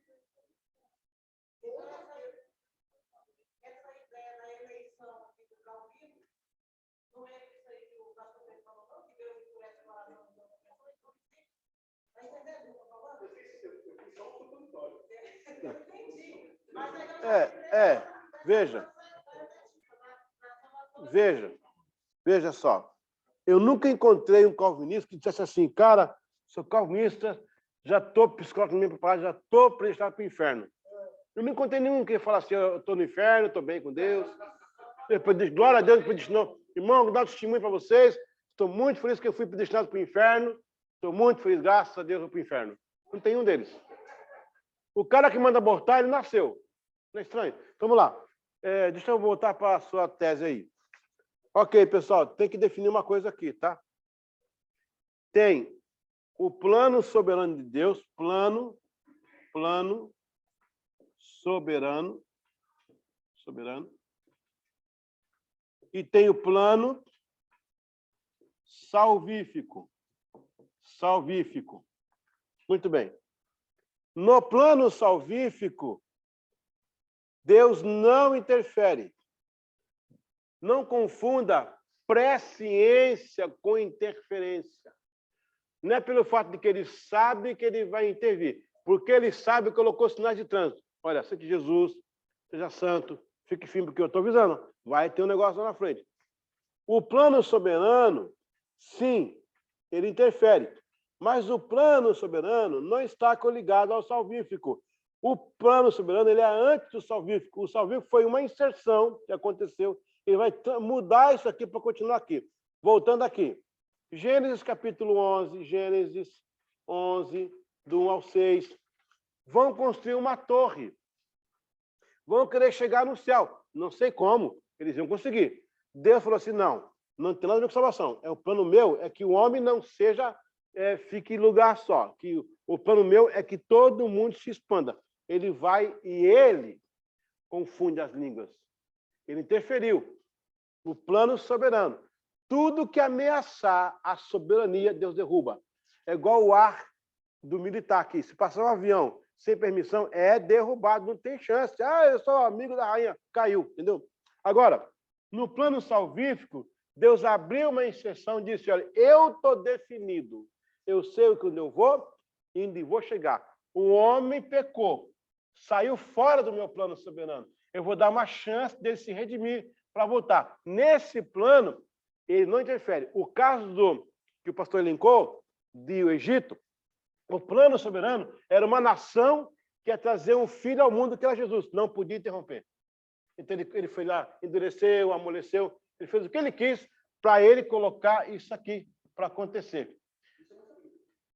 Entendeu? Exatamente. Porque ali não está envolvido a minha salvação. Ali é uma pré-concebimento da minha salvação. Depois que Cristo nasce, ele larga de mão aí o plano salvífico, que é você que... Ele falou assim, fiz um plano, você saiu fora, a porta está aberta, entre se você quiser. Vai passar o plano. Toda vez que esse plano... Vou até falar uma coisa aqui, eu vou desligar só um pouquinho. Quem está me ouvindo em casa vai me ouvir, mas eu vou ter que dar uma pausa aqui, porque eu vou falar uma coisa muito séria aqui agora. Se eu não posso gravar. Você viu, Carla, aí? Segura com vocês, pelo amor de Deus. Tudo que ameaçar o plano soberano, ele vai intervir sim, porque ele é Deus. Ele tem que manter. Agora, o plano salvífico é uma escolha. Ele não vai entrar aqui para tirar e colocar, decidir quem vai e quem não vai. Ele fala, vai, decide aí. Eu estou definido. Eu vou... Agora você vai abrir uma porta aqui, porque você saiu fora. Entra. Daqui a pouco a porta fecha. Vamos embora. Seria o caso de Adão e Eva no plano soberano.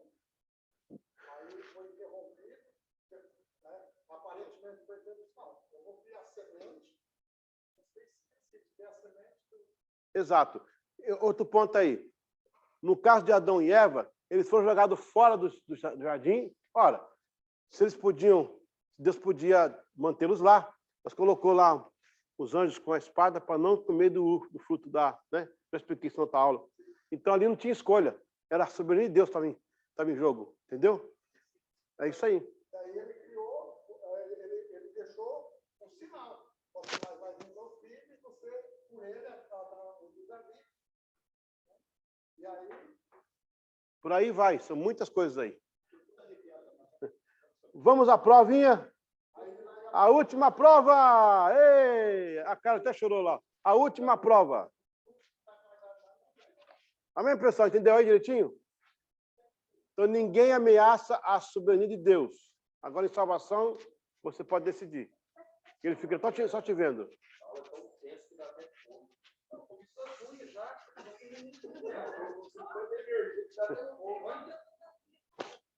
Vamos lá, provinha.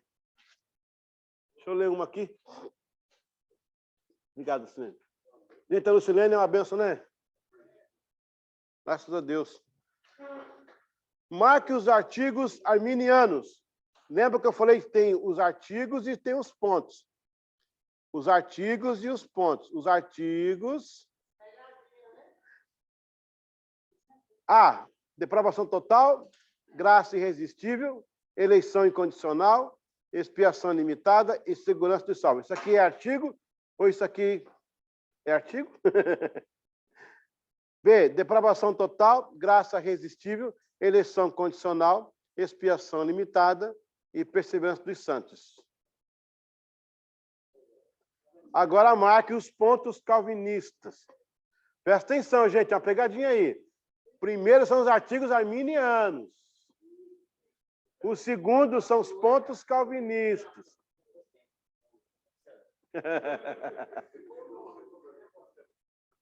Os artigos arminianos. A resposta está aí nos dois. Aí, é só trocar de resposta. Marque os pontos calvinistas. Que quer dizer o que os calvinistas falam. Aí, agora eu peguei o jogo para você.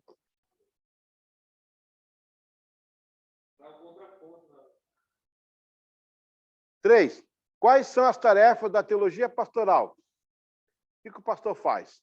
Mensagem teológica, aconselhamento cristão, visita aos necessitados. A. Abrir conta em banco, pagar a prefeitura, manter o salário em dia. Comprar cimento, construir. Ó, marque as três. Marque as três.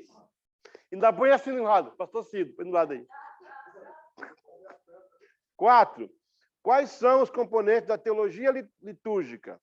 Serviço do culto, rituais, programas do evento, organização da cerimônia. Reforma do templo, distribuição de cesta básica. Escritório, prefeitura e estado. Essa aqui foi de graça. Essa foi de graça. Pessoal, vou emendar para a gente terminar. Então vamos emendar isso aí. Não tem intervalo não, tá? Pode ser? O chinês está aberto ainda não? Fechou, né? Oh, Deus. Pois é. Domingo foram lá, nem me chamaram. Ó. Não, chamaram sim, chamaram sim. O pastor me chamou, não podia ir. Atenção, quem está online, aula número 12, a última, módulo 1, disciplina 1, intensivo em teologia. Vamos ao número 12. Estamos encerrando, hein? Já estou ouvindo os fogos. Eita! Terminamos a primeira matéria. Uhul! Desculpa aí, pessoal. Desculpa aí, foi mal. Vamos lá. Ok. Teologia espiritual. A última lição. Não. A última lição. A teologia espiritual se ocupa basicamente no crescimento espiritual do fiel. Ou seja, sua dedicação devocional, percepção do mundo espiritual, sensibilidade, santidade, objetivo nessa direção. Essa teologia ensina que o fato de decidir aproximar-se de Deus não torna a pessoa santa, e sim atinge o objetivo de convidar Deus a santificar a vida através da obra do Espírito Santo. Essa teologia se aproxima do que John Wesley ensinava a respeito da perfeição cristã, onde ele cria que, sim, é possível ser humano desenvolver uma disciplina plena espiritual que atinja picos de abstinência ao pecado. Isso não torna a pessoa santa, não lhe garante santidade e nem vida de sem pecabilidade. A pessoa continua com um senso de pecaminosidade em sua natureza primata, porém o senso de decisão, não obstante a natureza, o torna uma pessoa esforçada em se manter limpo e justo e obediente. Para o emprego deste princípio, está implicitamente relacionado com a prioridade da Bíblia, o equilíbrio da razão de se fazer coisas coerentes, a tradição que nos mantém fiéis ao legado e a experiência que vem do Senhor. Deixa eu colocar aqui no quadro essa questão de teologia espiritual, o pessoal confunde, inclusive no Brasil, né? Santificação com estereótipo, né? Faz parte também, claro. Um santo não vai, uma irmã santa não vai andar por aí né? Sei lá. Um irmão santo não vai andar por aí bebendo cerveja e cantando, né? Aquelas músicas terrível. A santificação ela implica também no estereótipo. Só que tem gente que faz o estereótipo, a santificação, aí vira um legalista, né? Ou um moralista. Basicamente, tudo que você for fazer, você tem que fazer 4 perguntas, tá? É o quadrilátero da espiritualidade. O que eu vou fazer, né? O que você vai fazer? O que você vai fazer? Aí você pergunta, é antibíblico? É antibíblico? Bíblico. É imoral? É imoral? 3. É ilegal? É ilegal? É antiético? Antiético? Essas 4 perguntas você deve fazer toda vez que você for fazer alguma coisa que implica numa decisão de santidade. O que eu estou fazendo, isso é antibíblico? Não é. O que eu estou fazendo, isso é imoral? Não é. É ilegal? Não é. É antiético? Não é. Então faça. Bom, engloba tudo, né? Ele não seria antibíblico, ele não seria imoral, não seria ilegal, não seria antiético. Então, a santidade, nesse caso, da teologia espiritual, ela tem 2 parâmetros. Ela nasce de uma vida com Deus e ela externa de uma vida com o próximo. As pessoas veem você, aí que vai entrar, e aí vai, que elas são? Aí vai entrar o imago Deu. O imago Deu, não, deixa eu falar.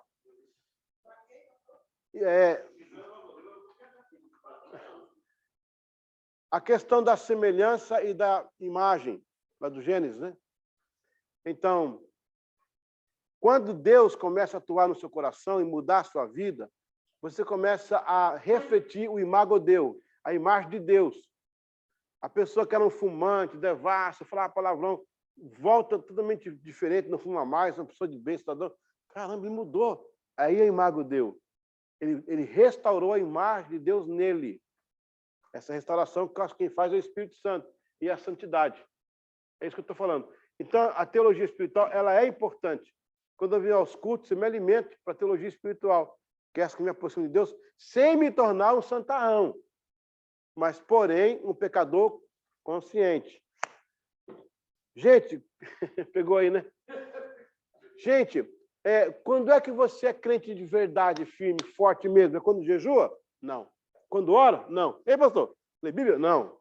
É quando você tem um pecado na sua frente, você tem todas as condições de pecar, você fala, não. Aí você é forte. Amém, igreja? Aí você é forte. Irmãos, uma coisa muito pessoal, sabe? Eu sou uma pessoa pública, né? Desde 1983 que eu canto. Em congressos, em locais, em Maracanã, em Morumbi, não sei, Campo de Marte, Lago de Paissandu, televisão, rádio e tal. Irmão, sou uma pessoa pública.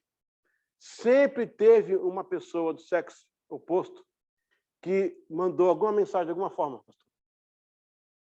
Escapei de todas. De todas. Não tem um comentário meu no Brasil a respeito dessa área. E nem de outras. Porque meu pai me ensinou, filho, o pecado é o seguinte, é no primeiro segundo. O segundo já gerou pecado. O terceiro você pecou. Primeiro segundo você corta. Pum, acabou. Uma vez me ligaram do Rio para fazer um contrato de gravação. Falei, amém, glória a Deus, estamos sem contrato naquela época. Te manda um avião aí. Falei, opa, amém, mandou um avião para me buscar. Quer dizer, me pagou a passagem. Ele te colocou no hotel no Rio, maravilhoso. Falei, gente... Aí chegou uma reunião, 4 blazers pretos, os caras assim. Eu falei, rapaz, você é sequestrado. Uma mesa redonda. Pastor, é o seguinte, a gente que faz os caras acontecer aí, ó.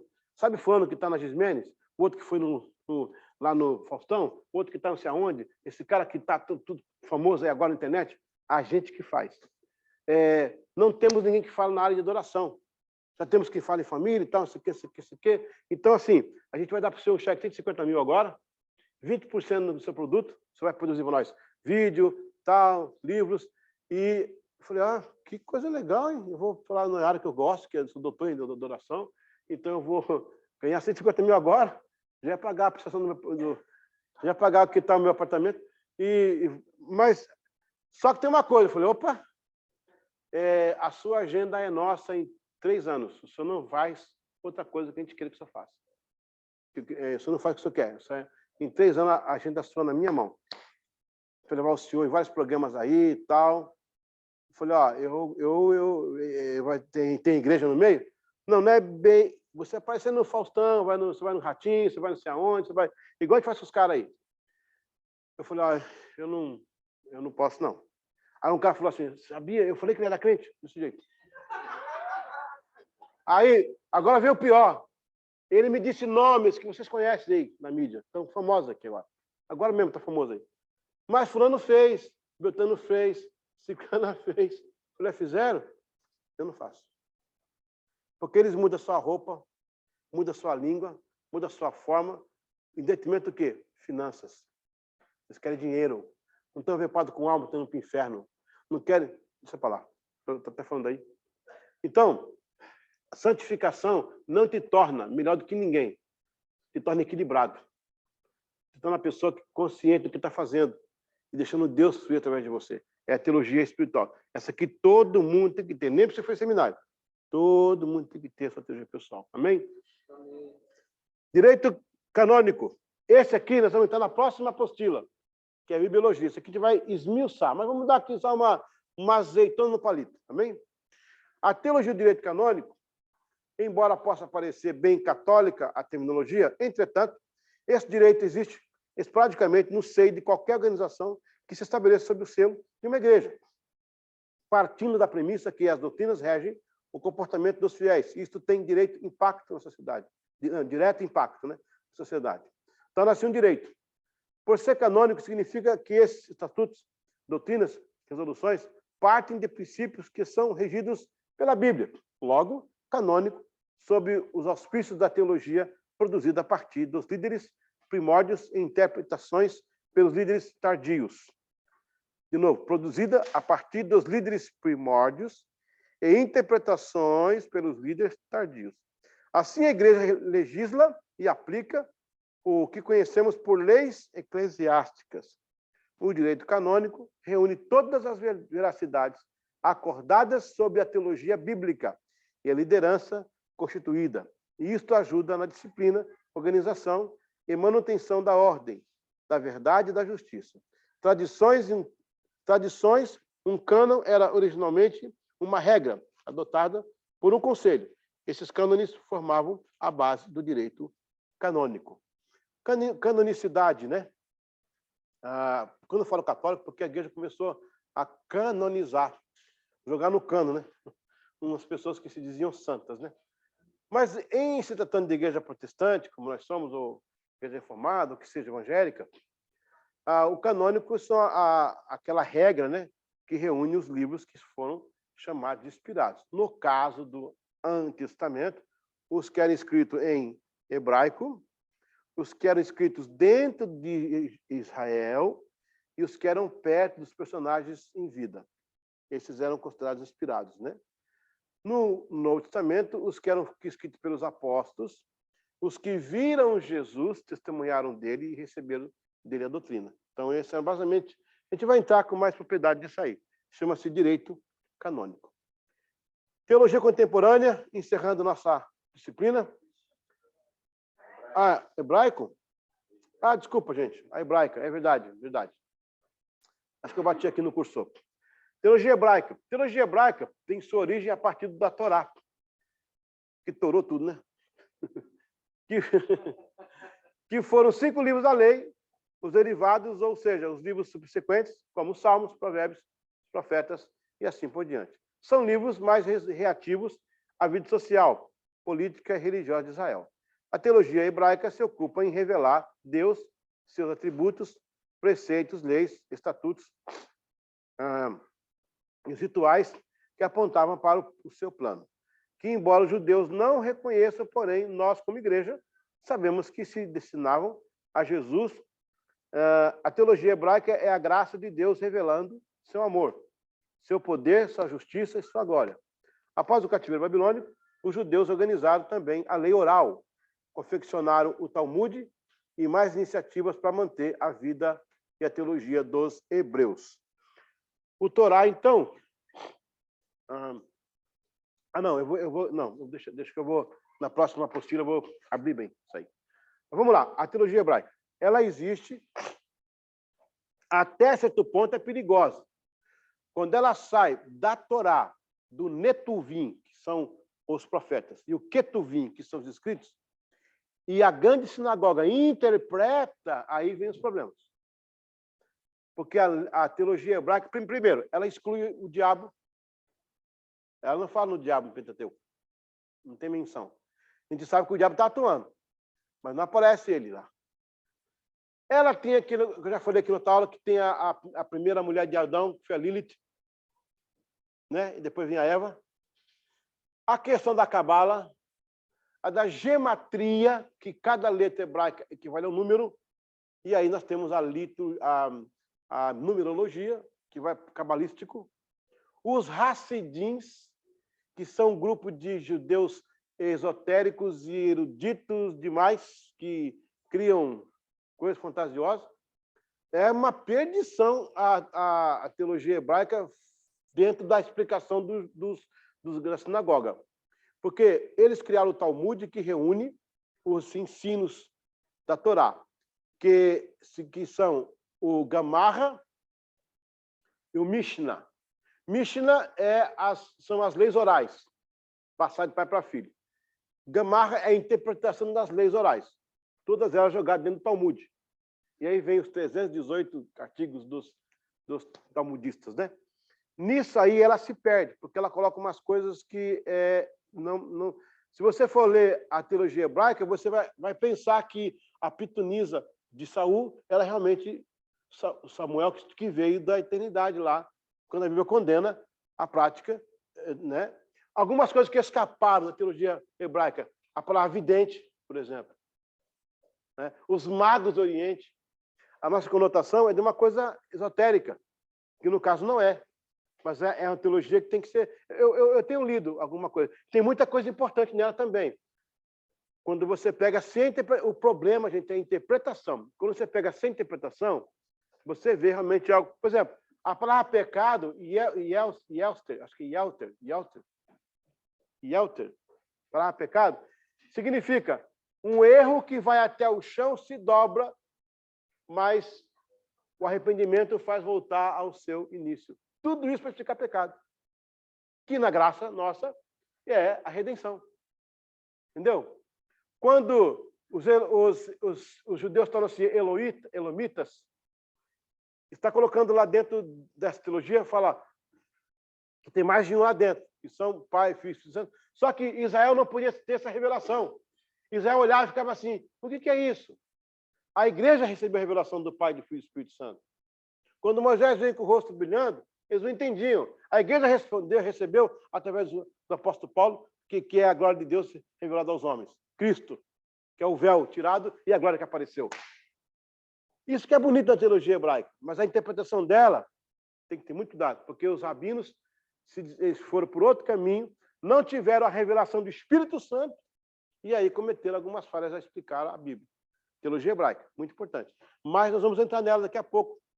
A gente vai voltar nela aí, vai ser bem legal. Vai ser uma viagem fantástica.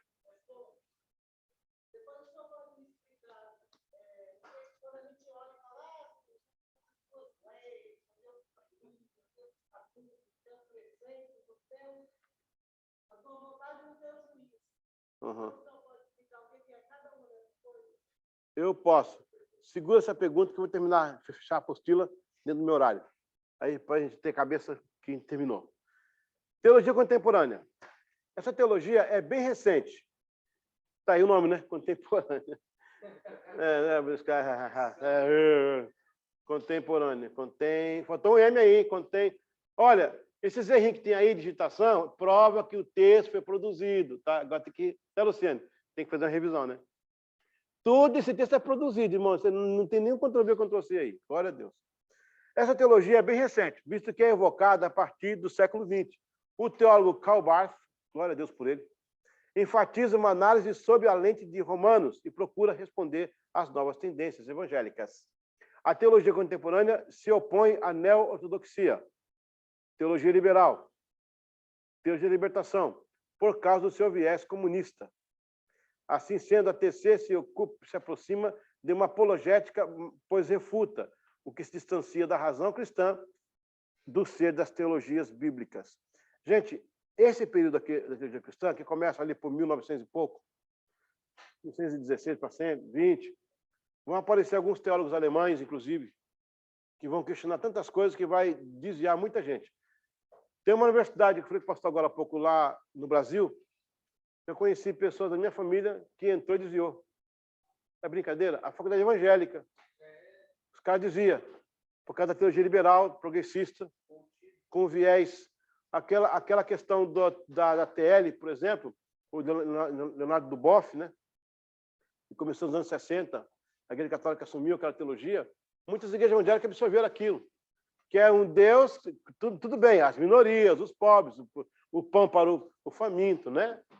Mas eles tiram Deus, a salvação de Deus, comunizam Deus, né? Centraliza o homem, e a partir daí, dessa centralização, dessa busca pela minoria, vem um viés que precede aí a questão da promiscuidade.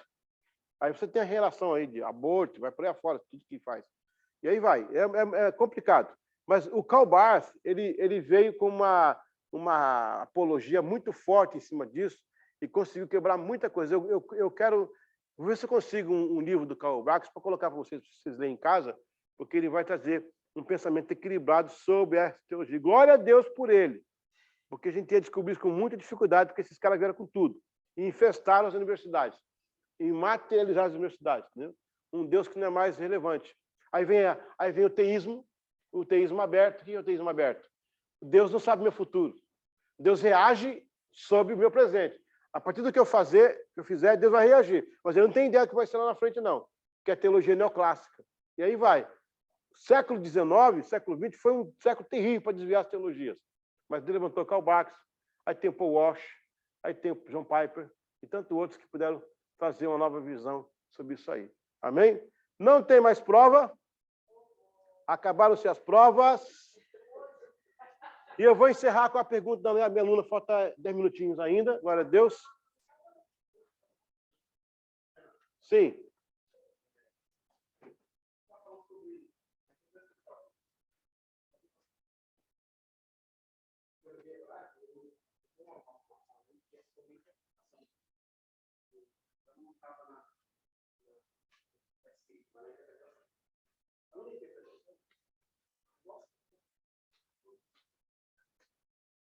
E as Bíblias são temáticas. Bíblia do ministro, Bíblia checa, Bíblia do rei, não é da mulher, estou falando a Bíblia dele, a Bíblia. As Bíblias são tendenciosas, por exemplo, a Bíblia pentecostal. Então, antes de comprar uma Bíblia, por nós aqui, entendeu? Para pregadores, né? Antes de comprar uma Bíblia, é importante saber qual é a linha de pensamento do escritor. Porque, por exemplo, eu vi, por exemplo, o pastor nosso aqui, uma Bíblia é a Bíblia aplicada por Hernando Diagosta, um grande pregador. Só que ele é calvinista. Ele não fala, né? Entendeu? Tem que tomar cuidado. O Nicodemos fala. Se você ler no comentário da Bíblia geral, vai formar seu pensamento.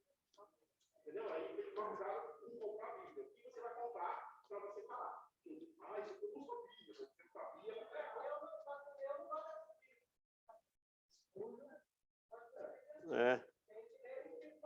Agora, o fato de ser calvinista arminiano não te leva ao céu nem inferno. Não. Então, eu poderia ser calvinista aqui e o Espírito não me levaria.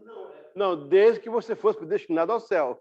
Não, Se não, A questão é essa. A questão é que se a gente for ver a profundidade bem do que eles falam, sim. a gente vai entender que, por exemplo, o Hernando Dias Lopes fala, como é que eu descubro que eu sou calvinista? Que eu sou predestinado? Se eu entrar no quarto, ele fala, e falar assim, Deus, perdoa os meus pecados, eu sou dependente do Senhor, eu sou predestinado. Na verdade, o calvinista e o arminiano, ele tem a mesma linha de pensamento. É forma diferente de colocar, forma diferente, né?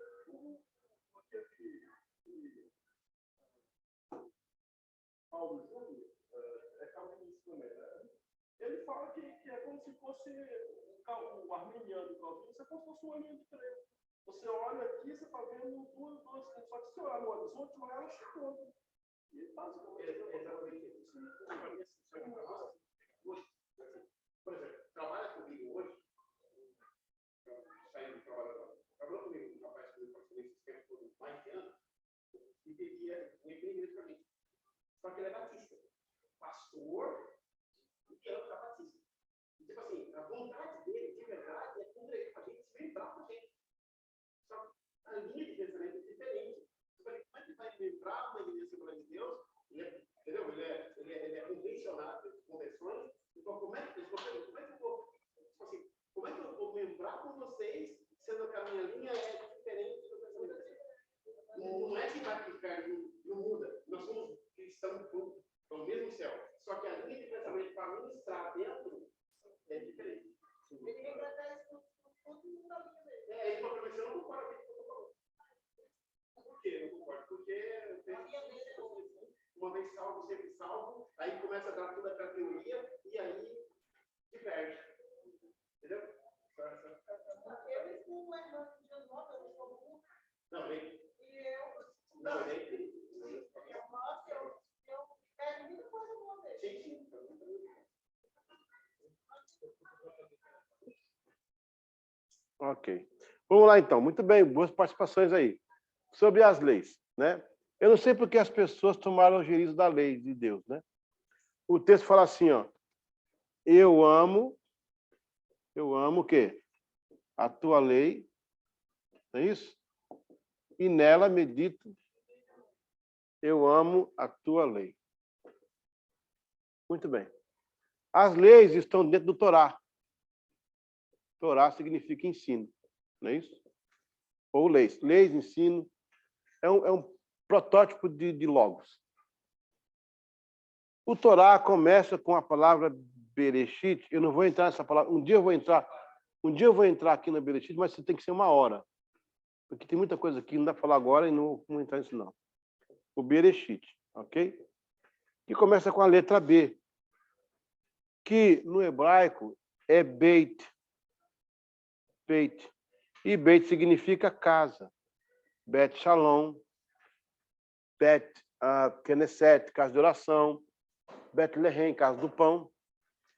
Você tem Deuteronômio, Gênesis, Êxodo, Levita. Deuteronômio é o último livro. A última palavra que aparece lá é Israel. Portanto, a última letra é L, que significa Lamed, que é o número 30 na gematria hebraica. O Lamed é para discípulo formado. Então, Israel termina. O Torá está para casa como a casa está para Israel. O Torá está dentro da casa e do conceito de Israel. Na cultura hebraica, aos 30 anos de idade, eu sou de maior. Por isso que Davi assumiu aos 30, José aos 30, Jesus aos 30, porque eram discípulos formados na lei. Se eu pegar o L e o B, eu tenho Leb, significa amor. Eu amo a tua lei. A lei de Deus é a minha casa e é onde habita Israel. Está pegando? Então, quando eu tenho a lei, Jeremias 33, Eu esculpirei as minhas leis dentro de vocês. O esculpir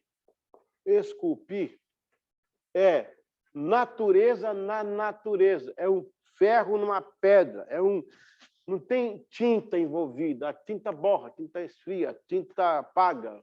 O que esculpe, não. Você está esculpido para sempre. Você está marcado pelas leis. Eu esculpirei as minhas leis. A palavra Shehut, esculpirei.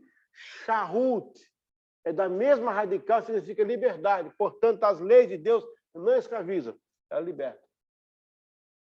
E aquele que é esculpido, ele está marcado para o resto da vida. Não desvia, ele está firme. Ele está marcado pelas leis de Deus. Esta que é a ideia do coração de Deus para as suas leis. Por isso que eu amo as suas leis. E nela medito dia e de noite. Amém? Glória a Deus. Pessoal, parabéns. Conseguimos a primeira. Quais? Não respondi, não? Desculpa. Peraí. Tá bom, peraí. Preceito. Não. É lei. Tá. Isso é o caminho de Deus do geral para o individual. As leis, ela é um magistério, ela é uma umbrella, né? E embaixo dela estão os preceitos, tem os decretos, estatutos, preceitos. Preceitos são pré-conceitos, não no sentido pejorativo. Conceitos formados, são os princípios. Preceitos são princípios.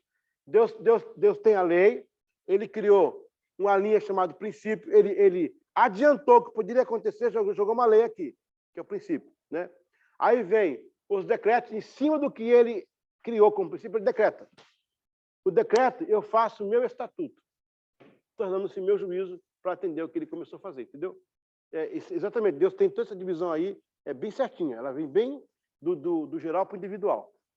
É o caminho de Deus, as suas leis. Pegou? Vamos lá, deixa eu posso mostrar aqui rapidinho? Nós vamos agora entrar, encerrando aqui, ó. Só estou um minuto atrasado só.